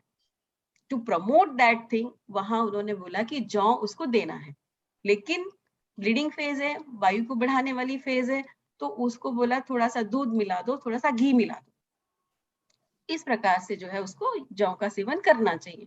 तब इसको हम अगर फॉर्मुलेशन की बात करते हैं तो गर्ल्स को जैसे हम बताते हैं वो मैं बता रही हूँ, तो उनको मैं बता देती हूँ कि थोड़ा सा आप इसका जौ का दलिया लेके दूसरा जो दलिया है उनमें मिला के भून के रख लो, जब पीरियड्स आते हैं तब आप उसको दूध में मिला के, घी मिला के आप ले लीजिए, या घी में भुना हुआ है तो सिंपली दूध में उबालो और ले लो। तो जो फोर्टिफिकेशन फूड्स जो बनाए जाते हैं वो 3 प्रकार के हैं। एक तो है कि आटे में मिला दो, वन टाइप। दूसरा ये सीरियल्स जैसे कि जो मैंने बताया, जो हमारी अपनी ही जो है हम बोलते हैं कि एक विशेष खाद्य है, तो सीरियल्स बना दिए उन्होंने, वो दलिया वगैरह है। ठीक है, और तीसरा कि ऊपर से छिड़का जाता है, पाउडर जैसे रहते हैं, तो वैसे भी करा जाता है। जैसे मैंने जीरे का एग्जांपल दिया कि जीरा भून के पीस के डाल दिया, वो ऊपर से डाल दिया। एक और प्रकार जो मार्केट में भी अवेलेबल है फोर्टिफाइड फूड्स का, वो मेयोनीज जैसे, तो हम वो चटनी जो बताते हैं पेशेंट्स को, that is one type of mayonnaise. तो रजस्वला के बाद आता है प्री कंसेप्शनल, जैसे कि ऋतु काल का पीरियड, जब ओव्यूलेशन होनी है, वो कपल एक ट्राई कर रहे हैं कि हमें कंसीव होना है। प्री कंसेप्शनल केयर जब बताते हैं, तब ये बताया कि स्पर्म की क्वालिटी बढ़ाने के लिए पुरुष को जो है वो चावल, दूध, घी का सेवन करना है, जो कि स्पर्म की क्वालिटी बढ़ाएगा। तो इसमें फिर हम लोगों ने थोड़ा सा ये किया कि उसको ये बता सकते हैं कि चावल का जो है उसमें अश्वगंधा थोड़ा सा मिला के, घी मिला के उसके लड्डू बना दो, ये उसको खिला सकते हैं। अगर ये चावल घी नहीं खा सकते, अश्वगंधा तो देना है उसको प्री कंसेप्शनल केयर में, वो भी एक प्रकार से ये फोर्टिफाइड फूड ही हुआ, अश्वगंधा मिलाई हुई खीर, ठीक है। तो वैसे भी दे सकते हैं, या उसका एक लड्डू बनाया जा सकता है कि चावल भून लिए घी में और उसमें अश्वगंधा मिला दिया और लड्डू बना दिए, तो इस प्रकार से उसको दिया जा सकता है। स्त्री के ओवम की क्वालिटी बढ़ाने के लिए काले उड़द, तिल, इसका सेवन बता दिया गया है। तो उसको भी हम एक मार्केटिंग करने के लिए या वैसे कुछ बनाने के लिए हम फॉर्मुलेशन चेंज कर सकते हैं। और बात आई प्रेगनेंसी की, तो प्रेगनेंसी में भी गर्भ की वृद्धि विकास के हिसाब से different formulations, dietary formulations Ayurveda में बताई गई हैं, तो वो भी एक प्रकार का फोर्टिफिकेशन ऑफ फूड ही हुआ। लेकिन फर्स्ट मंथ में बोला कि अनुपसंस्कृत, कोई संस्कार नहीं करना है, गाय का दूध जो है वो देना है। अब कॉमन जो गायनेकोलॉजिकल प्रॉब्लम्स हैं, उसमें एक और क्वेश्चन जो आजकल बहुत बड़ा क्वेश्चन जो हम फेस कर रहे हैं, लड़कियां आती हैं, फीमेल्स आती हैं, बोलती हैं हम दूध लें कि नहीं लें, डेयरी प्रोडक्ट्स तो हमें डॉक्टर ने मना किया है। मॉडर्न डॉक्टर्स के पास जाते हैं तो वो बोलते हैं दूध नहीं लेना है, डेयरी प्रोडक्ट्स नहीं लेना है, क्योंकि लॉन्ग टर्म में जाकर इससे ओवेरियन कार्सिनोमा हो सकता है या कोई कैंसर हो सकता है, तो वो आपको नहीं लेना है। तो इस प्रकार से उनको बोला जाता है। तो वहां फिर जैसे सर अभी तोमर सर ने बोला कि जब हम दूध की बात करते हैं तो गाय का दूध, घी की बात करते हैं तो गाय का घी, वो कभी हार्मफुल नहीं होता है। तो इस प्रकार से हम काउंसलिंग करके तो उनको बता देते हैं। तो जहां हम ये बात कर रहे हैं कि प्रेगनेंसी में दूध लेना है, घी लेना है या रजस्वला को दूध लेना है, तो सारी अवस्थाओं में जो है वो गाय का दूध लेना है। और जब ब्लड की कमी, जैसे साहब बोल रहे थे कि हम कई बार उनको रागी की चीजें भी बता सकते हैं, तो हमने इसमें भी एक काम किया कि अश्वगंधा के बिस्किट बनवा दिए, और दूसरा एक काम किया कि रागी के बिस्किट, रागी घी और वो मिला के बिस्किट बनाए। तो वहां हमने देखा कि उसका हीमोग्लोबिन बहुत जल्दी बढ़ता है। तो ये इस प्रकार का भी फूड प्रोडक्ट जो है वो बनाया जा सकता है। अश्वगंधा मिला के बिस्किट बना सकते हैं, रागी मिला के जो है बना सकते हैं। और बाकी अभी जेनेटिक फोर्टिफिकेशन की बात है, उसमें 2 एग्जाम्पल मैं देना चाहूंगी कि एक जो शक्तिशाली चावल जो है उसको प्रमोट करने की जरूरत है, और दूसरा जो हम सुवर्णमचा बनाते हैं वो क्या है, वो भी एक जेनेटिक फोर्टिफिकेशन है। ऑलरेडी हमारे शास्त्रों में बताया है, हम करते भी हैं, सुवर्णमचा जो बनाई जाती है, तो वो भी एक टाइप का फोर्टिफिकेशन। तो आई डोंट थिंक कि ये कुछ नया कंसेप्ट है, बस उसको मार्केटिंग करने के लिए थोड़ा सा उसको उसका स्वरूप बदल दिया है। जब मेनोपोज, पोस्ट मेनोपोजल फीमेल्स आती है, तब उनको हम बोलते हैं कि आटे में थोड़ा सा सोयाबीन का आटा मिला लीजिए, वो आप उसको लीजिए, ठीक है। शतावरी पाक हम बनवा लेते हैं, उनको वो लेने के लिए बोलते हैं, शतावरी के साथ दूसरी औषधि मिला के। औषधि की बात यहाँ नहीं कर सकते, इसलिए मैंने जस्ट ये बोला कि हम उसको सोयाबीन मिला के आटा उसको बोलते हैं कि आप उसको कंज्यूम करिए। तो इस प्रकार से थोड़े थोड़े प्रयोग अगर हम बताते हैं तो वो बहुत ज्यादा हेल्पफुल होते हैं। और एक और एस्पेक्ट हमारा जो फूड फोर्टिफिकेशन से थोड़ा सा डिफरेंट लेते हैं, तो दैट इज न्यूट्रास्यूटिकल्स। आयुर्वेद में जो बताएं, च्यवनप्राश जैसे लोग खाते हैं, और बहुत सारे प्राश बताए हैं, तो ये सारे क्या है, न्यूट्रास्यूटिकल्स। वो भी एक मार्केट डेवलप हो रही है न्यूट्रास्यूटिकल्स की, बट वो भी हमारे शास्त्रों में पहले से ही बता दिए गए हैं कि ये सारे प्राश जो है वो आप अगर लेते हैं तो हमेशा जो है स्वस्थ रह सकते हैं। तो मुझे लगता है मैं छोटा छोटा थोड़े थोड़े एग्जाम्पल देके यहीं अपने उसमें विराम देती हूँ, क्योंकि बहुत सारी बातें जो है वो हो गई हैं, तो स्त्री के संबंध में मैंने रजस्वला की बात कही, गर्भिणी, सुतिका को भी जो लड्डू बनाए जाते हैं, पंजीरी लड्डू जो हम बनाते हैं, वो भी एक प्रकार का फोर्टिफिकेशन है, वो हमारे पूरे कल्चर में ही है। और उसको यूज करने के लिए देश, काल और अग्नि के हिसाब से बताया है कि सुतिका को भी घी का सेवन कराना है। जैसे हम हवन में थोड़ा सा घी डालते हैं तो प्रज्वलित होता है अग्नि, वैसे ही सुतिका को आफ्टर डिलीवरी अग्निमांद्य हुआ है। अग्निमांद्य होने के बाद थोड़ा सा घी उसको देना जरूरी रहता है। थोड़ा घी देंगे, अग्नि प्रदीप्त होगा, फिर उसको ये इस प्रकार के पंजीरी लड्डू जो है वो देने के लिए उसको बताना है। तो वो भी इस प्रकार से उसकी हेल्थ के लिए बेनिफिशियल रहते हैं। तो मेरे हिसाब से मैंने इतना ही बताना था। बहुत बहुत धन्यवाद आप सबका। बहुत बहुत धन्यवाद प्रोफेसर धीमान जी, कामिनी जी। आपने निश्चित रूप से टारगेटेड जो ग्रुप के लिए आपने जो फोर्टिफिकेशन के संदर्भ में चर्चा की, तो एक स्त्री रोग विशेषज्ञ होने के नाते आपका ये मंतव्य रजस्वला के लिए, ऋतुमती स्त्रियों के लिए, साथ साथ में प्रसूता के लिए ये बहुत ही महत्वपूर्ण है। और आपने बड़े सरल शब्दों में, सामान्य भाषा में, हमारी देशी संस्कृति में उपलब्ध चीजों के संबंध में जो चर्चा की, वो निश्चित रूप से जनों के लिए लाभकारी होगी। और YouTube के माध्यम से हजारों लोग इसका से लाभान्वित होंगे। डॉक्टर अवनीश पांडे जी इसको जो है YouTube के माध्यम से डालेंगे और काफी लोगों की क्वेरी जाती है। बहुत बहुत धन्यवाद आपके बहुत ही महत्वपूर्ण और लाभकारी उद्बोधन के लिए डॉक्टर कामिनी जी। अवनीश जी, हमारे ब्रजेश जी को आप आमंत्रित करें और कार्यक्रम को आगे बढ़ाएं। डॉक्टर अवनीश जी। सर, मैं निवेदन करूंगा प्रोफेसर ब्रिजेश मिश्र सर से कि जो कि श्री आयुर्वेदिक कॉलेज नागपुर से हमारे साथ जुड़े हुए हैं। सर जो है आपके पास 20 ईयर्स से अधिक का आपका टीचिंग एक्सपीरियंस है और 83 से अधिक आपके शोध पत्र राष्ट्रीय और अंतर्राष्ट्रीय प्रकाशित हो चुके हैं। और आपको कई जो है टीचिंग अवार्ड और इस तरीके से आप सम्मानित किए जा चुके हैं।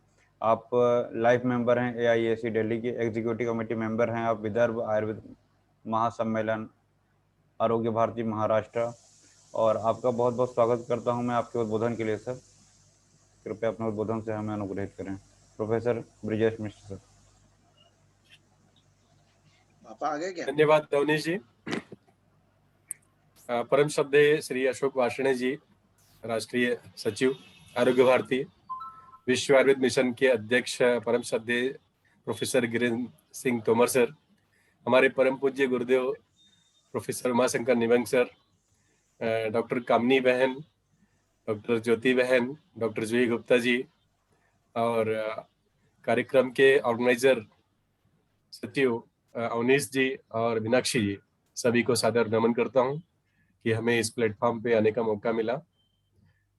आज का विषय इस मूर्धन्य विद्वानों के सामने रखा गया और जितने भी वक्ता थे सभी लोगों ने फोर्टिफिकेशन के बारे में कहा। विशेषतः तोमर सर और निगम सर के बारे में कहना चाहूंगा कि तितुश्रु दुस्तरम मोहाद उड़पे नास्ति सागरम।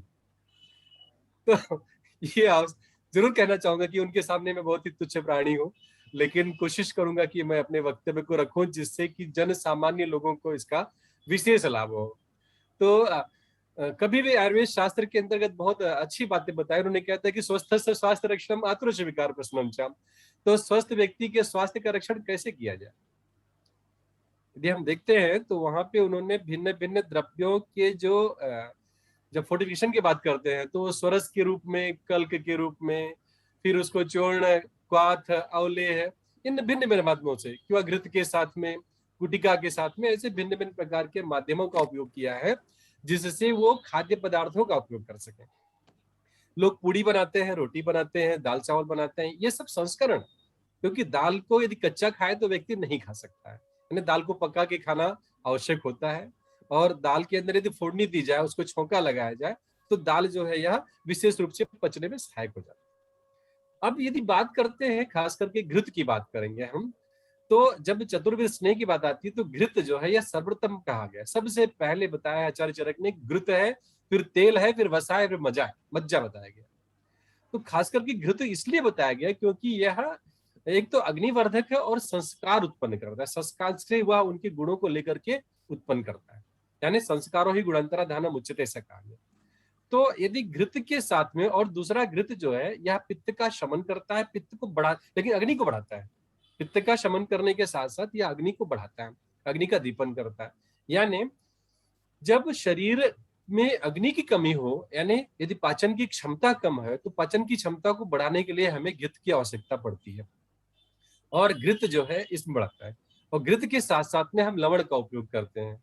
लवण में भी यदि सैंधव लवण की बात करेंगे तो कहते हैं कि दीपनीय तमानिच, यह दीपनीय तम बताया गया है, यानी घृत और सैंधव लवण का दोनों का एक साथ उपयोग करते हैं तो हमारी अग्नि जो मंद पड़ी रहती है वह दीपन करने में सहायक होती है, वह उद्दीप्त हो जाती है।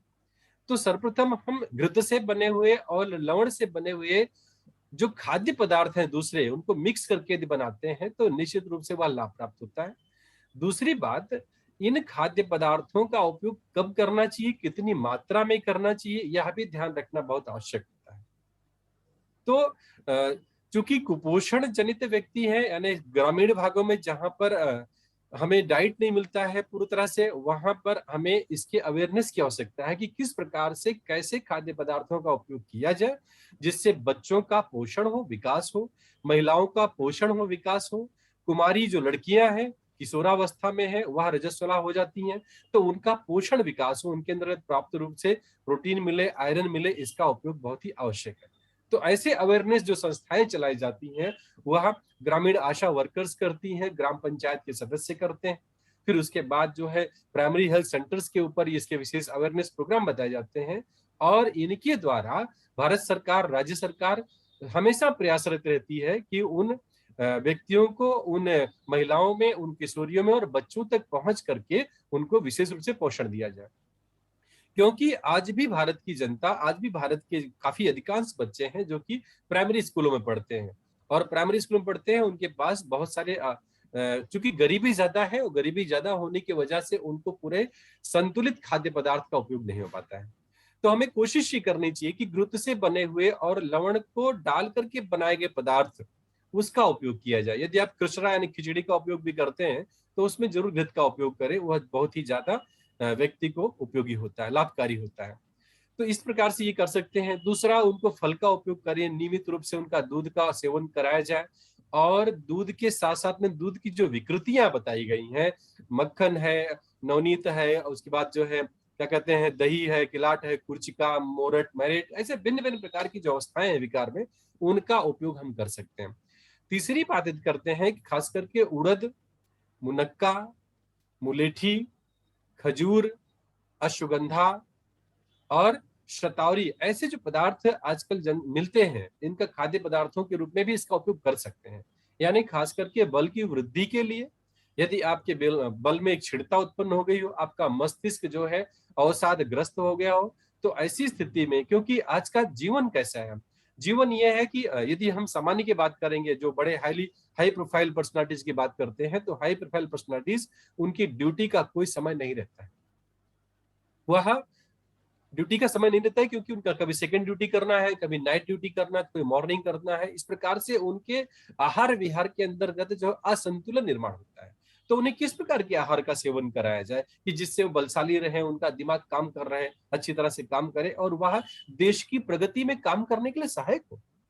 तो ऐसी स्थितियों में हमें मुलठी, उसके बाद अश्वगंधा और खजूर, मुनक्का, यदि इसको हमने घी के अंदर भून करके और उसमें गुड़ का और मध का उपयोग किया जाए और भून करके रख दिया जाए, और उसका एक एक चम्मच सुबह शाम यदि हम दूध के साथ उपयोग करते हैं, तो बहुत ही ज्यादा बलकारक होता है और आपके मस्तिष्क को भी शांत रखता है, फ्रेश बनाए रखता है।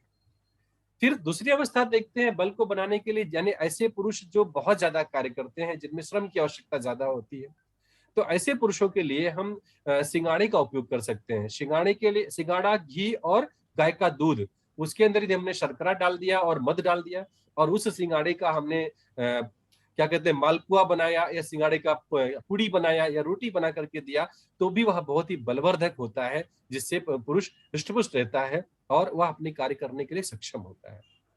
और यदि हम देखते हैं, खास करके हमने जो उपयोग किया, हमारे यहाँ पे खास करके जो पेशेंट आते हैं, जो गरीब होते हैं, यदि हम उनको तो बना के देते हैं कि भाई ठीक है, ये लो, अश्वगंधा है इसके अंदर, और उसके बाद खजूर है, खास करके छुआरा जो है काट काट के डाल देते हैं, उसमें गाय का घी डाल देते हैं, उसको यदि हमने दूध के अंदर मिक्स कर दिया और दूध में मिक्स करने के बाद उसका पाउडर बना करके रखते हैं, ले भी नहीं बनाते, उसको पाउडर बनाते हैं और पाउडर बना करके उनको देते हैं कि एक एक चम्मच आप सुबह शाम गाय के दूध से ले जाकर, तो वह उनके लिए बहुत ही बेनिफिशियल होता है। अवसादग्रस्त व्यक्ति खास करके उसको उपयोग किया जाता है। तो इन अवस्थाओं में खाद्य का प्रसंस्करण जैसे कि चर्चा है, तो खाद्य प्रसंस्करण मतलब इनका फोर्टिफिकेशन करके हम दे सकते हैं। दूसरी बात च्यवनप्राश खास करके देखेंगे तो च्यवनप्राश की आजकल मार्केट में टॉफी उत्पन्न हुई है, यानी आपको कितना डोज लेना, लोगों को पता नहीं कि कितना डोज लेना, कोई 2 चम्मच ले लिया, कोई 3 चम्मच ले लिया, पता चला उसको अग्नि मानदेय हो गया। तो इससे अच्छा उसको टॉफी बना कर दे दिया जाए, टॉफी बनाया जाए, कैंडी बनाया जाए। ऐसे कुछ कंपनियां हैं जो आज के डेट में काम कर रही हैं कि वह च्यवनप्राश की टॉफी निर्माण कर दिया है उन्होंने, आंवले की टॉफी निर्माण कर दिया। तो आप सीमित मात्रा में 1 टॉफी या 2 टॉफी लेते हैं जो कि आपके शरीर में जाकर के वह काम करता है, तो उसी प्रकार से इसका उपयोग कर सकते हैं। दूसरे देखा जाए कि यदि हम कच्चा टमाटर खा रहे हो, कच्ची मूली खा रहे हो या कच्ची इमली खा रहे हो, तो वह खाने में दिक्कतें आती हैं। तो इसीलिए उसका यदि चटनी बना दी जाए, जिसका सॉस के रूप में कह सकते हो या उसे आप औले कह सकते हैं, उसका उपयोग करें तो वह विशेष रूप से टेस्टी होगा। उसमें आपने धनिया डाल दिया, उसमें आपने काली मिर्च डाल दिया, सूंठी डाल दिया, तो वह टेस्ट भी जनरेट करेगा, यानी अरुचक को भी नष्ट करेगा और अग्नि भी वर्धन करेगा, यानी शरीर में आपको लाभदायक होता है। और फिर हम जब बात सुरस की करते हैं तो फिर अमरूद का सुरस हो, आम का सुरस हो, लीची का सुरस हो, ऐसे भिन्न भिन्न प्रकार के फलों का सुरस आज के डेट में बहुत सारी कंपनियां बनाती हैं, जो कि बड़े बड़े मॉल में, छोटे छोटे जगहों में भी उपलब्ध है, दुकानों में भी उपलब्ध होते हैं। तो ये सुरस का उपयोग आप कर सकते हैं। तो इस प्रकार से देखा जाए तो हम भिन्न भिन्न प्रकार के खाद्य पदार्थों को, अभी से मूंग की बात लेते हैं, मूंग आपने दलिया बना दिया, उसके बाद गेहूं का दलिया बना दिया, तो गेहूं का जो दलिया बनाया हुआ रूप है, यदि हम शाम को पहुंच गए और हमें जरूरत पड़ी कि हमें जल्दी खाना खाना, हमने दलिया बनाया और खा करके निकल ली, तो उसके लिए समय भी कम बचता है और हमें पोषण प्रदान होता है, पुष्टि मिलती है। तो इसलिए दलिया का उपयोग हम कर सकते हैं, मूंग की दाल का उपयोग कर सकते हैं। उसी प्रकार से उड़द से बनाए हुए भिन्न भिन्न पदार्थों का उपयोग कर सकते हैं, जो कि बलवर्धक होता है, शुक्रवर्धक होता है, इसका उपयोग कर सकते हैं।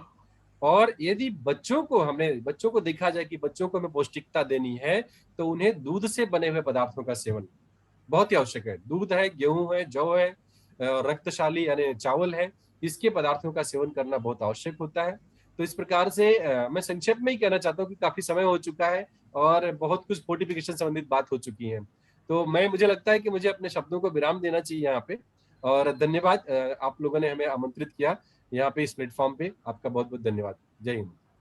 बहुत बहुत धन्यवाद प्रोफेसर मिश्र जी, आपने निश्चित रूप से अपने अनुभव के अनुसार पोषण के संदर्भ में जो जानकारी प्रस्तुत की, एक चिकित्सक होने के नाते हमको जो है, आप जैसे मैं देख रहा हूँ डॉक्टर अवनीश पांडे, हमारी जो बस्तियां हैं, जो हमारी जो गरीब और मलिन बस्तियां हैं, वहां जाकर के आप ये कार्य कर रहे हैं और इस दुरूह कार्य को करना बहुत आवश्यक है। वर्तमान परिवर्तन देश में हमारी ड्यूटी बनती है कि भारतवर्ष में पोषण की इस व्यवस्था को हम सही तरीके से लागू करें।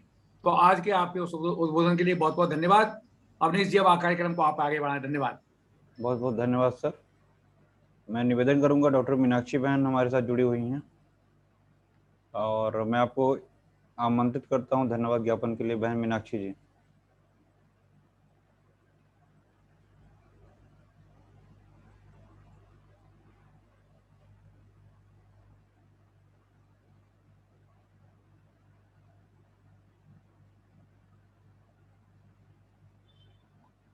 बहन मीनाक्षी जी, अपने आप को अनम्यूट करिए।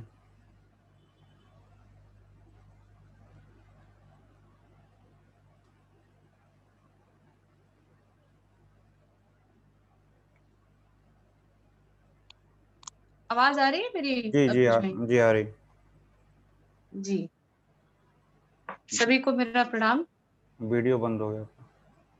नहीं, वीडियो तो ऑन है, वीडियो ऑन है। हाँ अभी हो गया, अभी बंद हो गया। चलिए कोई नहीं, कंटिन्यू करिए आप। नेटवर्क का इशू होगा।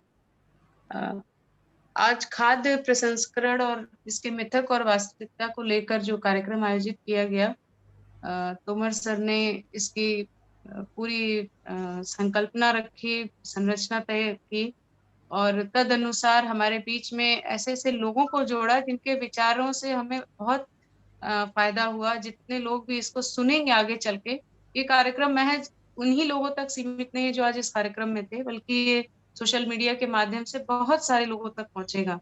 और इनफैक्ट मुझे भी कई सारी आज ऐसी बातें सुनने को समझने को मिली जिसका हमें दैनिक जीवन में बहुत फायदा होगा।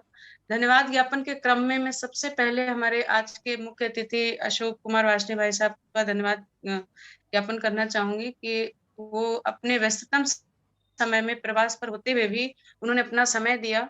हालांकि नेटवर्क की वजह से हम बहुत उनको सुन नहीं पाए, पर उनका मार्गदर्शन हर कार्यक्रम में मिलना, यही हम सभी उनके प्रति इसीलिए हमेशा कृतज्ञ रहते हैं, क्योंकि हमारे शीर्ष नेतृत्व का जो दिशा निर्देश होता है, उनका जो मार्गदर्शन होता है, उससे हमारी ऊर्जा और दुगनी होती है और कार्यक्रम करने के उत्साह बढ़ता है। इस धन्यवाद ज्ञापन के क्रम में मैं नाम लेना चाहूंगी प्रोफेसर उमाशंकर निगम सर का, जो कि प्राचार्य हैं उज्जैन से हमारे बीच में जुड़े थे। अति अनुभवी व्यक्तित्व, उनको हम लोगों ने सुना।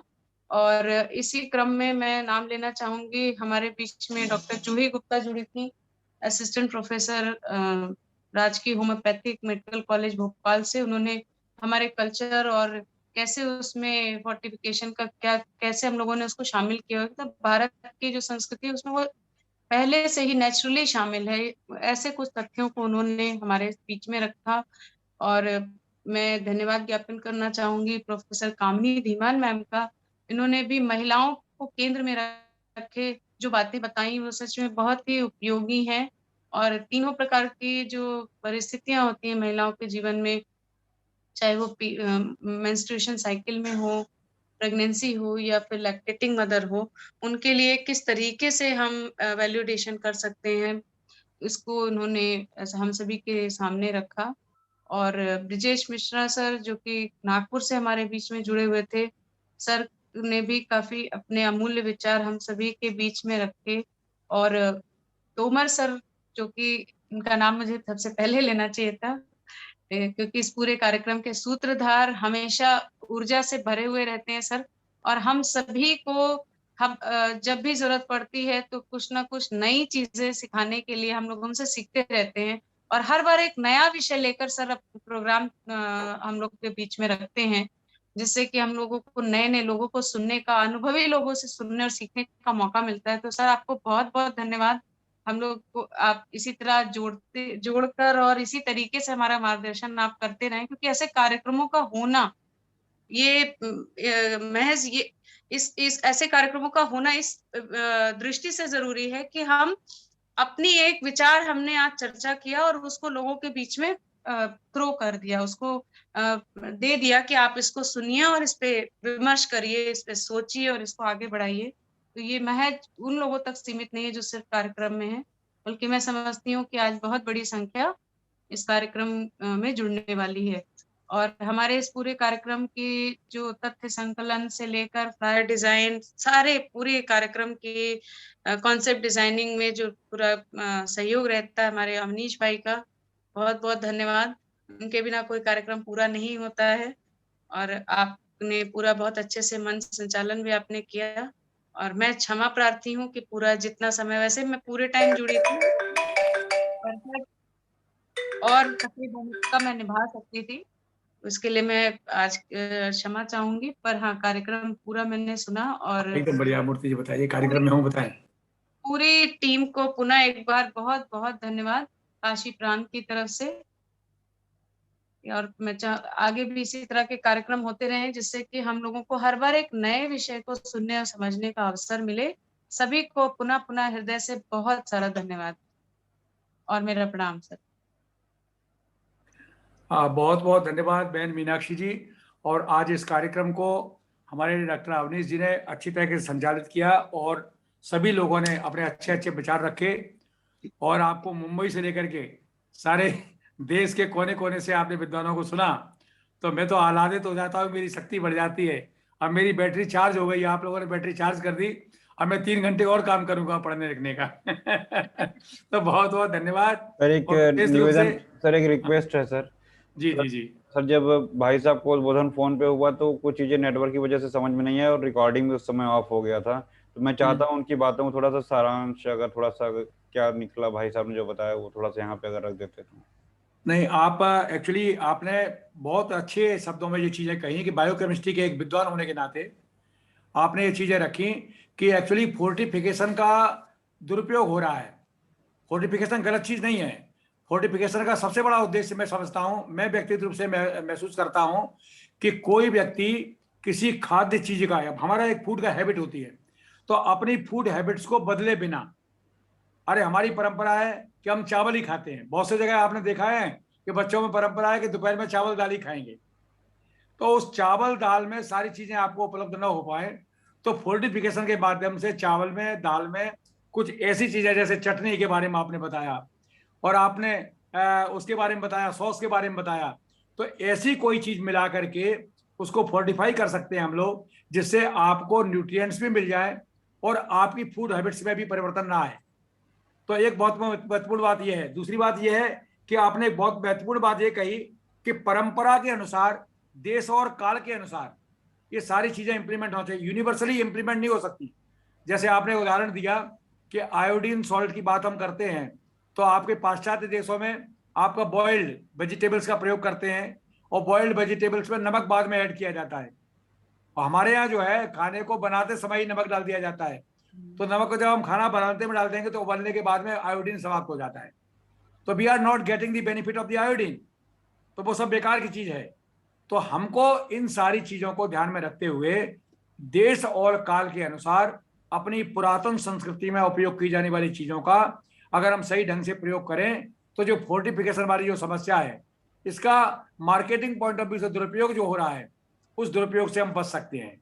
जिसे कहते हैं एब्यूज, एक एब्यूज कहना चाहिए कि फोर्टिफिकेशन के नाम पे एब्यूज हो रहा है, मार्केट में दोहन हो रहा है कि आपको कोई चीज अगर बेची जा रही है तो उसमें आपको लिख देंगे, सरकार ने भी परमिट किया है कुछ चीजों को कि आपके एडिबल ऑयल्स में विटामिन ए होना चाहिए, आपके नमक में आयोडीन होना चाहिए, ये सरकार ने फिक्स किया है।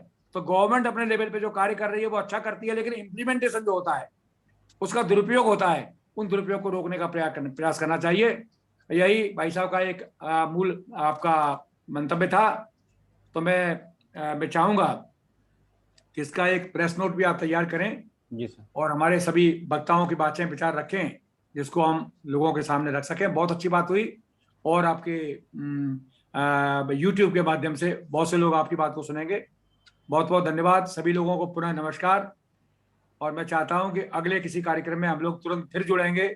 मैं माननीय अपने निगम साहब से निवेदन करूंगा कि पुनः आपको उदित होना पड़ेगा इस देश के मंच पर, क्योंकि आज हमारी नई पीढ़ी को आपके अनुभव की बहुत जरूरत है, और हम लोग आकर के इनको उत्साहित करने की जरूरत है, इनमें ऊर्जा भरने की जरूरत है।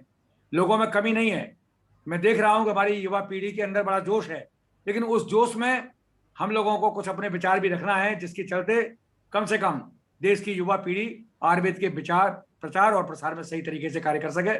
बहुत बहुत धन्यवाद। हमारे साथ ब्रजेश जी भी जुड़े, हमारे साथ जो है कामिनी जी जुड़ी, मीनाक्षी जी की बहुत इच्छा थी कि बहन जूही जी भी हमारे साथ जुड़ी, जूही जी ने बहुत अच्छा वक्तव्य दिया। कामिनी जी को मैं बहुत बहुत धन्यवाद देना चाहता हूं कि आप अपने पारिवारिक दायित्व को, अपने शैक्षणिक दायित्व को, संस्थात्मक दायित्व को सारे निभाते हुए आप हमारे हर कार्यक्रम में हमारे स्वीकार करते हुए आप उपस्थित होती हैं। आपको बहुत बहुत धन्यवाद।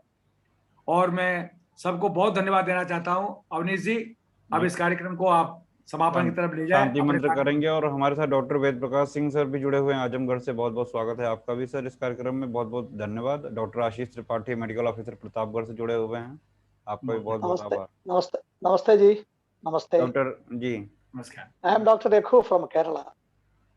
जी जी, दैट्स वेरी नाइस। नमस्ते नमस्ते। लोग कश्मीर से कन्याकुमारी पूरा देश जुड़ा हुआ है। I was hearing all That's this. very nice. Very nice program. Okay, that's good. Yeah, State Secretary Arogya Bharati Kerala. Okay, that's very nice. Yeah. बहुत सुंदर, आपने दक्षिण का प्रतिनिधित्व किया, बहुत अच्छा, बहुत बढ़िया। अच्छा प्रोग्राम था, अच्छी बहुत अच्छा। साक्षात उमा शंकर जिस कार्यक्रम में हो, शंकर जी और पार्वती जी का साक्षात स्वरूप विग्रह के रूप में, तो कार्यक्रम तो होना ही है। Actually, I am getting all this from our Arogya Bharati प्रांत वृत्त। मुझे लगता है ऐसा आरोग्य भारती प्रांत वृत्त से मुझे दिस लिंक मिलता है। जी जी जी जी। That is why I occasionally participate throughout the programs earlier also. जी जी मैंने we are regularly organizing certain academic events, 3 or minimum 3-4 events every month. Yeah, ji. In Kerala also. Okay. Kerala also, but it is in Malayalam. The thing is in Malayalam. So I am actually posting all these events after the events because it is all happening in Malayalam. Okay. So इसलिए very difficult to understand by this fellows. Recently, I am going to learn Malayalam, and then when next program I will speak in Malayalam. Okay. Very good. Thank you. नमस्ते जी, धन्यवाद। शांति मंत्र हम सभी लोग करेंगे, सभी लोग सीधे बैठ जाएंगे। सर्वे भवन्तु सुखिनः, सर्वे सन्तु निरामयाः, सर्वे भद्राणि पश्यन्तु, मा कश्चित् दुःखभाग् भवेत्। ओम आद्योः शान्तिः, अन्तरिक्षद्वं शान्तिः, पृथिवीः शान्तिः, आपः शान्तिः, औषधयः शान्तिः, वनस्पतयः शान्तिः, विश्वदेवाः शान्तिः, ब्रह्म शान्तिः, सर्वद्वं शान्तिः, शान्तिरेव शान्तिः, सामां शान्तिरेधि। ओम शांति शांति शांति। पुनः बहुत बहुत धन्यवाद। सभी को प्रणाम, नमस्कार। प्रणाम सर।